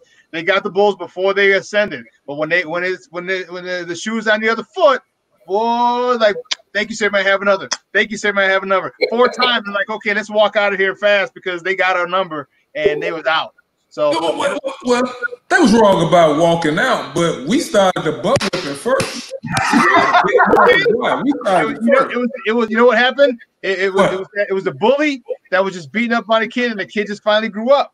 Right? Because you beat us like 3 years in a row in the playoffs, man. Just smacked us physically, intimidated us, bullied us physically, psychologically. You intimidated the Bulls for like 3 years in a row, and they couldn't get past it. And then all Ivan, I see why you was getting on this guy this morning. He's getting me fired up. See, a bully is this a repeated period of time. No, the Pistons we were fighting everybody. The Lakers, the Celtics, the Hawks, everybody in the league got it. So it wasn't just the Bulls was getting it.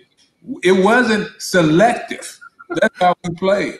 My mother and I love the Pistons, but not everybody got it. So see what I'm talking about. This is what I'm talking about. This is actually what I'm talking about. So see, you know, he's like a year older than me. So, you know, this is the nonsense I've had to grow up with my whole life. I'll tell you, here's one of the things I want. To this day, I still can't stand Isaiah Thomas. I know he's because of the basketball. I know he does a lot of good things, great things in the community. Yeah. And I think that's awesome. But I still can't. The one image of Isaiah Thomas that I will never get out of my head. Never get out of my head. And he was one, because don't forget, I was a teacher. So, you know, you had the little smart Alex and people in class who were little sneaky people. The one image that I have in my head of Isaiah Thomas, they're playing the Atlanta Hawks in the Eastern Conference Finals, I think it was. Yeah, up in Detroit, where it's a call to foul. He gets the ball, he puts it under his arm, and starts dancing and starts spinning in circles. Man, if I ever wanted to headbutt somebody in my life, it was him at that particular point, because I think they got the foul. They made the basket and won, and he grabbed it. And it was just, I'm telling you, we have this debate. Me and Shawn Davis from over at ESPN, like we went at it, because he's a huge Zeke fan. I'm like, no, bump Zeke, bump him. Mark Aguirre, love that joker, but Zeke, forget him. Hey, Zeke played with energy. Zeke played with passion. You know, like Zeke said on one of the shows, though, he said Larry Bird walked off the court too, and nobody really said nothing. And I can't speak for Isaiah, but we know one thing about Isaiah: that was a bad man on the court, though. Yeah, he was a bad guy. Point guard in the history of the game. I would never take away anything from him. I would even say Magic 1A, him 1B. And there was he was the true essential quintessential point guard. I'll get Dumars involved. I'll get Vinnie Johnson involved. I'll get Lambeer involved. Oh, today they're not on. I got to drop 30. No problem. That's what he did. He facilitated. I got everybody involved, and it wasn't working, and he had to go to work. He went to work. I think Shawn, you said it best. You talked about Mark Aguirre, and that's Mark Aguirre is actually a really good friend of our family, really good. He spoke at Lance's mom's funeral recently. He's that tight with the family. That's what Lance and I were talking about. We said, we know so many people who we could get to come on this show.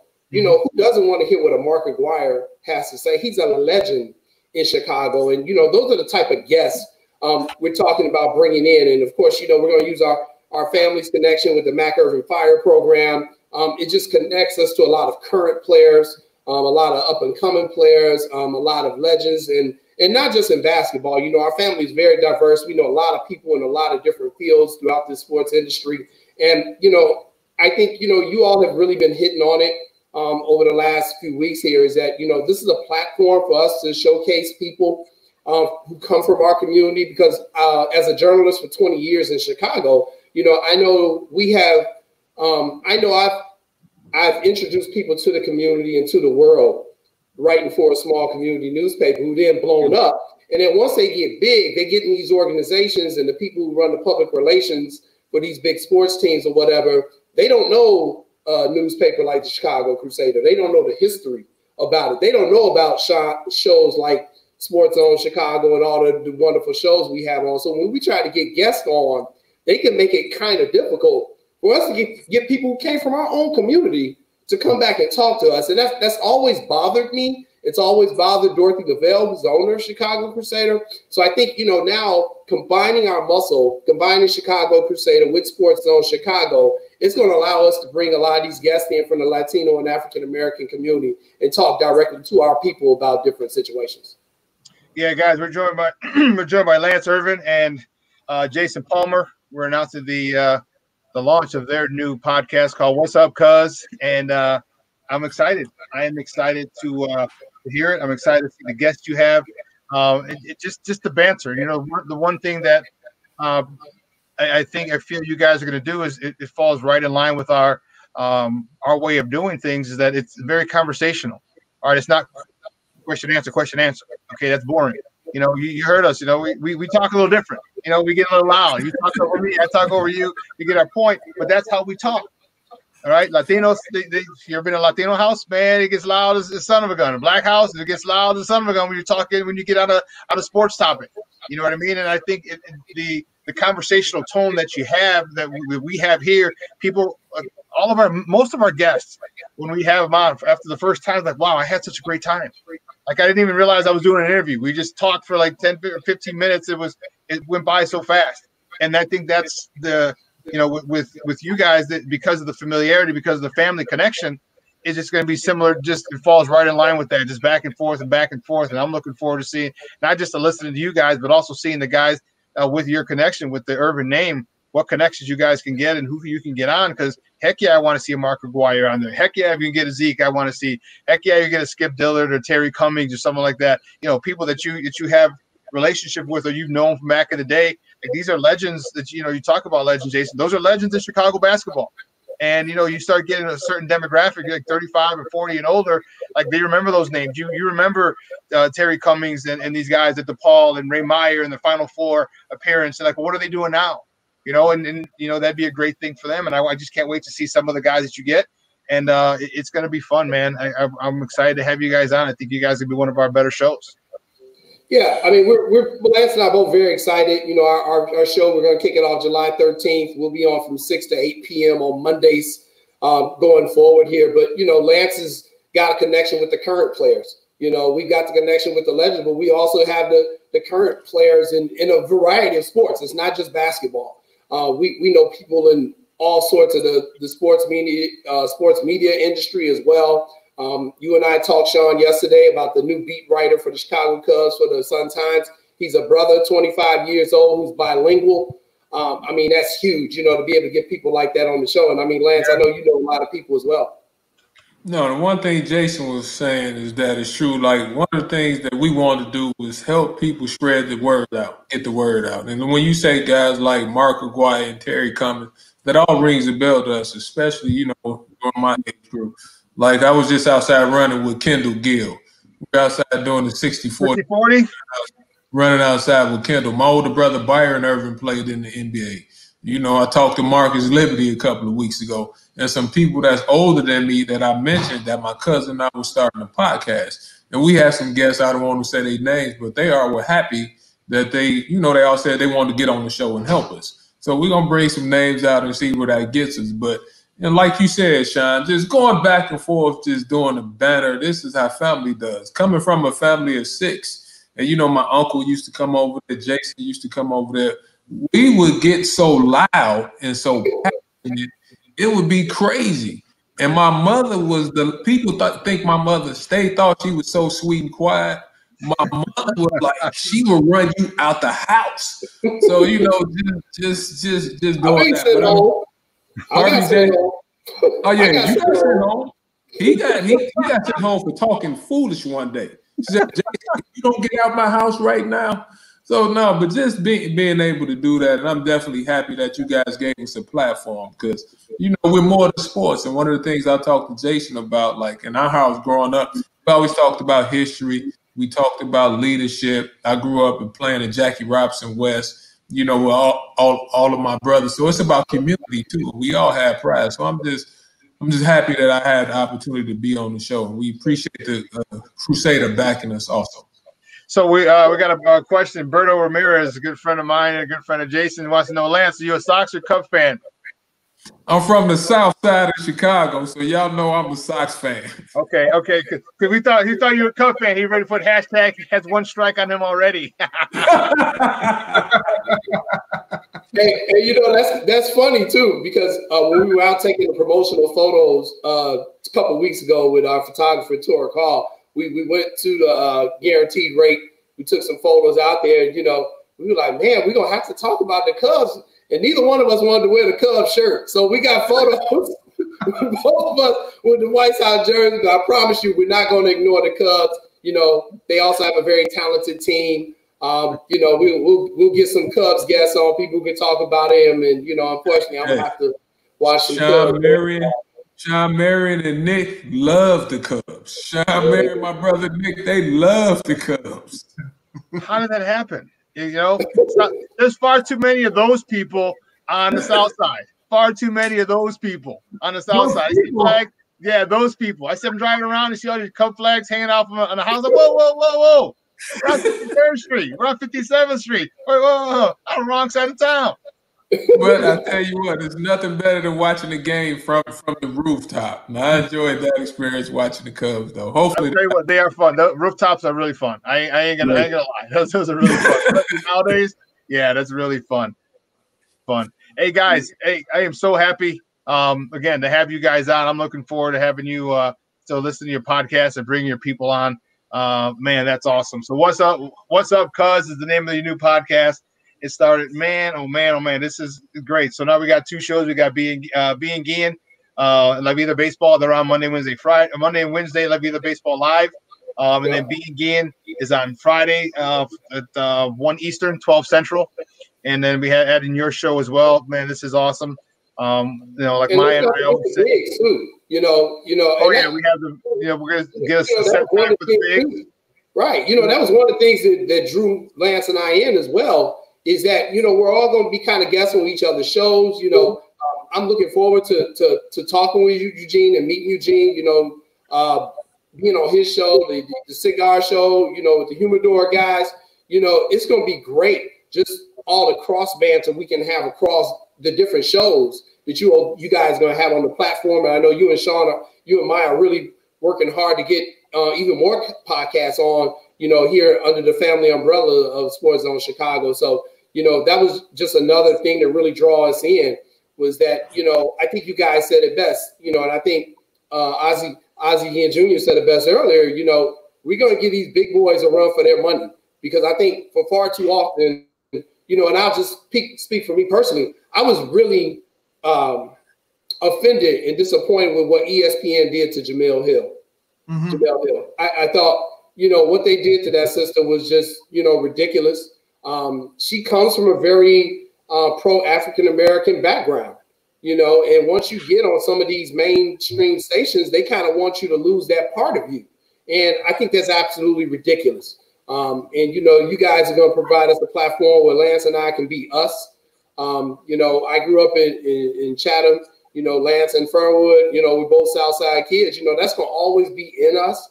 And, I don't ever want to lose that part of me. And I just want to thank you guys for allowing Lance and I to be able to bring that part out of us here on your platform. No, we're happy. And that's what we want. That's exactly why we built it. Just give people a voice. And, I was born in Pilsen, but I grew up over 63rd in California. So, and I'm a Southside kid as well, St. Rita High School. And it's just, it's in us. You can take me out the South Side, but you can't take the South Side out of me. And that's, and I'm Chicago through and through. All my friends when I went to college, like, man, you were so Chicago. And that's one of the things that why we started. I love talking Chicago sports, and I know even though I don't like the Cubs, I give a very fair and impartial analysis of them. And for the most part, yeah. When you're a homer like Ivan, and he's like, no, wait, he's not that good. Like, no, Ivan, he's not as great as you think he is. But no, I give it. I definitely call it down the way I see it. But I do like the fact that we're giving other talented people, the opportunity, and that's all anyone can ask for is an opportunity. And that's and there's talented people out here that we want to help, and you guys are 2 of them. And get your message across, and express your ideas about sports. So it's going to be fun, man, and it's going to be it's on Mondays. What time's your show? 6 to 8 on Monday. 6 to 8 p.m. on Mondays. Man, hey Shawn, can I also just thank Maya real quick, because I don't want Maya calling me, cursing me out because I didn't tell Maya things. She was the first person that I called when I had this idea, then it was Jason. So Maya, thank you, Maya. I appreciate it. I'm not gonna do like Jason Palmer doing, and not gonna acknowledge you for everything that you have been doing for us. Hey man, and your background nicer than mine too, cuz I got a problem with you already. Hey man, I'm in the media, man. I know the image is important, man. I got to put my trophies up there from when I won. Now, my basketball coaches, I didn't win them as playing because I couldn't play, but I can coach though. Hey, man, I'll talk to you offline about embarrassing your cousin like that. Hey man, what can I say, man? My fault, man. That's the kind of banter we're going to have on your podcast. That's exactly what I'm looking forward to. That's going to be awesome. So Monday nights, 6 to 8 p.m. Start July 13th. So start a week from Monday. Man, guys, make sure you check it out. Like you said, we have some other great shows. We have the Bigs. These guys they are in the fabric of Chicago. They're high school kids, cover college, they cover the Cubs. They have these guys are in. They got the D and Davis show. These guys have been fortunate. They've been over on one of the main talk shows here in town. They're getting their name out there. Their name is out there, not getting it's out there. and they're contributing. Halatek Hall, Michael Halatek, who does a lot of history with the Bear. He covers the Bears, talks Bears, but a lot of history with it. So we have a fantasy podcast as well, and we're adding more and more podcasts by the week. So this is definitely a place that people are going to want to be, and your show is going to be awesome. And the one thing that we did have that you mentioned that we're looking forward to is a crosstalk with different people, having Dean Davis on your show, or having one of the bigs in your show, or having Michael Halatek for Halatek Hall, or me and Maya on your show. These things are all going to be great things to cross promote and just kind of get different perspectives. So great stuff, man. Hey guys, I appreciate you coming on. It was awesome, and I really look forward to your first podcast, the 13th, Monday the 13th, 6 to 8 p.m. Central Time.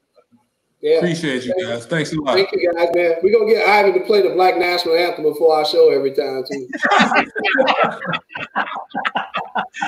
Hey, you get the remix versions? Ivan, I'm on your side. All right, folks. Hey, guys, we got to run, but thanks again. And again, every Monday starting July 13th, 6 to 8 p.m. on SportsZone Chicago. What's up, cuz, with Jason Palmer and Lance Irvin. We right here, so make sure you check it out starting July 13th. Good stuff, man. We'll talk soon. All right, take care. Bye, guys. All right. Wow, Ivan, 2 hours has come and gone. Can you believe it? No, actually, because I thought we still had an hour. No, it's coming through. Once sports kicks back up, 3 hours. Yeah. So listen, I want to thank my guests before we get out of here. I want to thank my guest Ozzy calling in, talking. They are now, him and La Vida Baseball and Being Guillen, they're now on the platform on SportsZone Chicago. So those shows are going to be awesome. You're going to get a lot of good content from the girls, from La Vida Baseball, Jennifer Mercedes and Julie Alexandria. Great professionals in the industry, well respected, and they go in and they interview the top stars of today's Major League Baseball players, and so they were on the platform. I'm excited for those guys, and then I want to thank Lance Irvin and Jason Palmer, who we just got off the air with right now. Those guys starting their new podcast called "What's Up, Cuz." I'm really interested in that, just for the fact that I know that both of them know some people. You know what I'm saying? They know some people with some names in Chicago and in the sports world, in general. But man, I can't wait. The Mark Aguirre, you think I don't want to hear about a Mark Aguirre talking about the 80s basketball and how that was? Like, come on, that's gonna be dope. I'd love to get Mark Aguirre on this show. I'm a big fan of his, and he's a Blackskin just like me. So his mother's is Mexican. So I don't know if you knew that. But yeah, he's a Blackskin. Yeah. So and when I found that out years ago, that was one of the reasons I became a really big Mark Aguirre fan, because there weren't a lot of Blackskins when I was growing up, and to see someone like that, to see someone in the public, professional athlete like that, it was pretty inspiring. So yeah. Well, listen, guys, it was a great week of shows we had. And today, if you missed the announcement, we have a new podcast called What's Up, Cuz, with Lance Irvin from the Irvin family, the Mac Irvin Fire. Mac Irvin was his dad, and his cousin Jason Palmer. So the title of their new podcast, What's Up, Cuz, going to talk about Chicago sports and some other issues in the community here. Looking forward to it. We put that on top of La Vida Baseball and Being Guillen. Man, we're slowly but surely stacking them.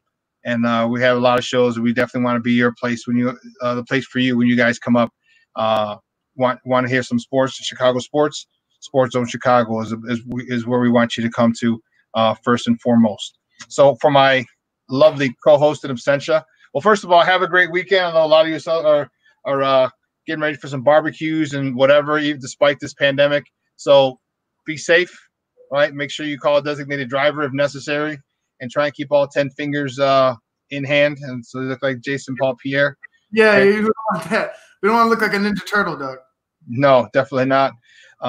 So enjoy yourself responsibly this weekend. Have a good time, regardless of whatever it is that you're doing. So from my lovely co-host in absentia, Maya Kai, My Puerto Rican Swiss Army knife himself, the Wiz, Ivan Vargas. Till next week, y'all. Guys, I'm your boy, the Superback Shawn Sierra. I got 2 words for you. We out.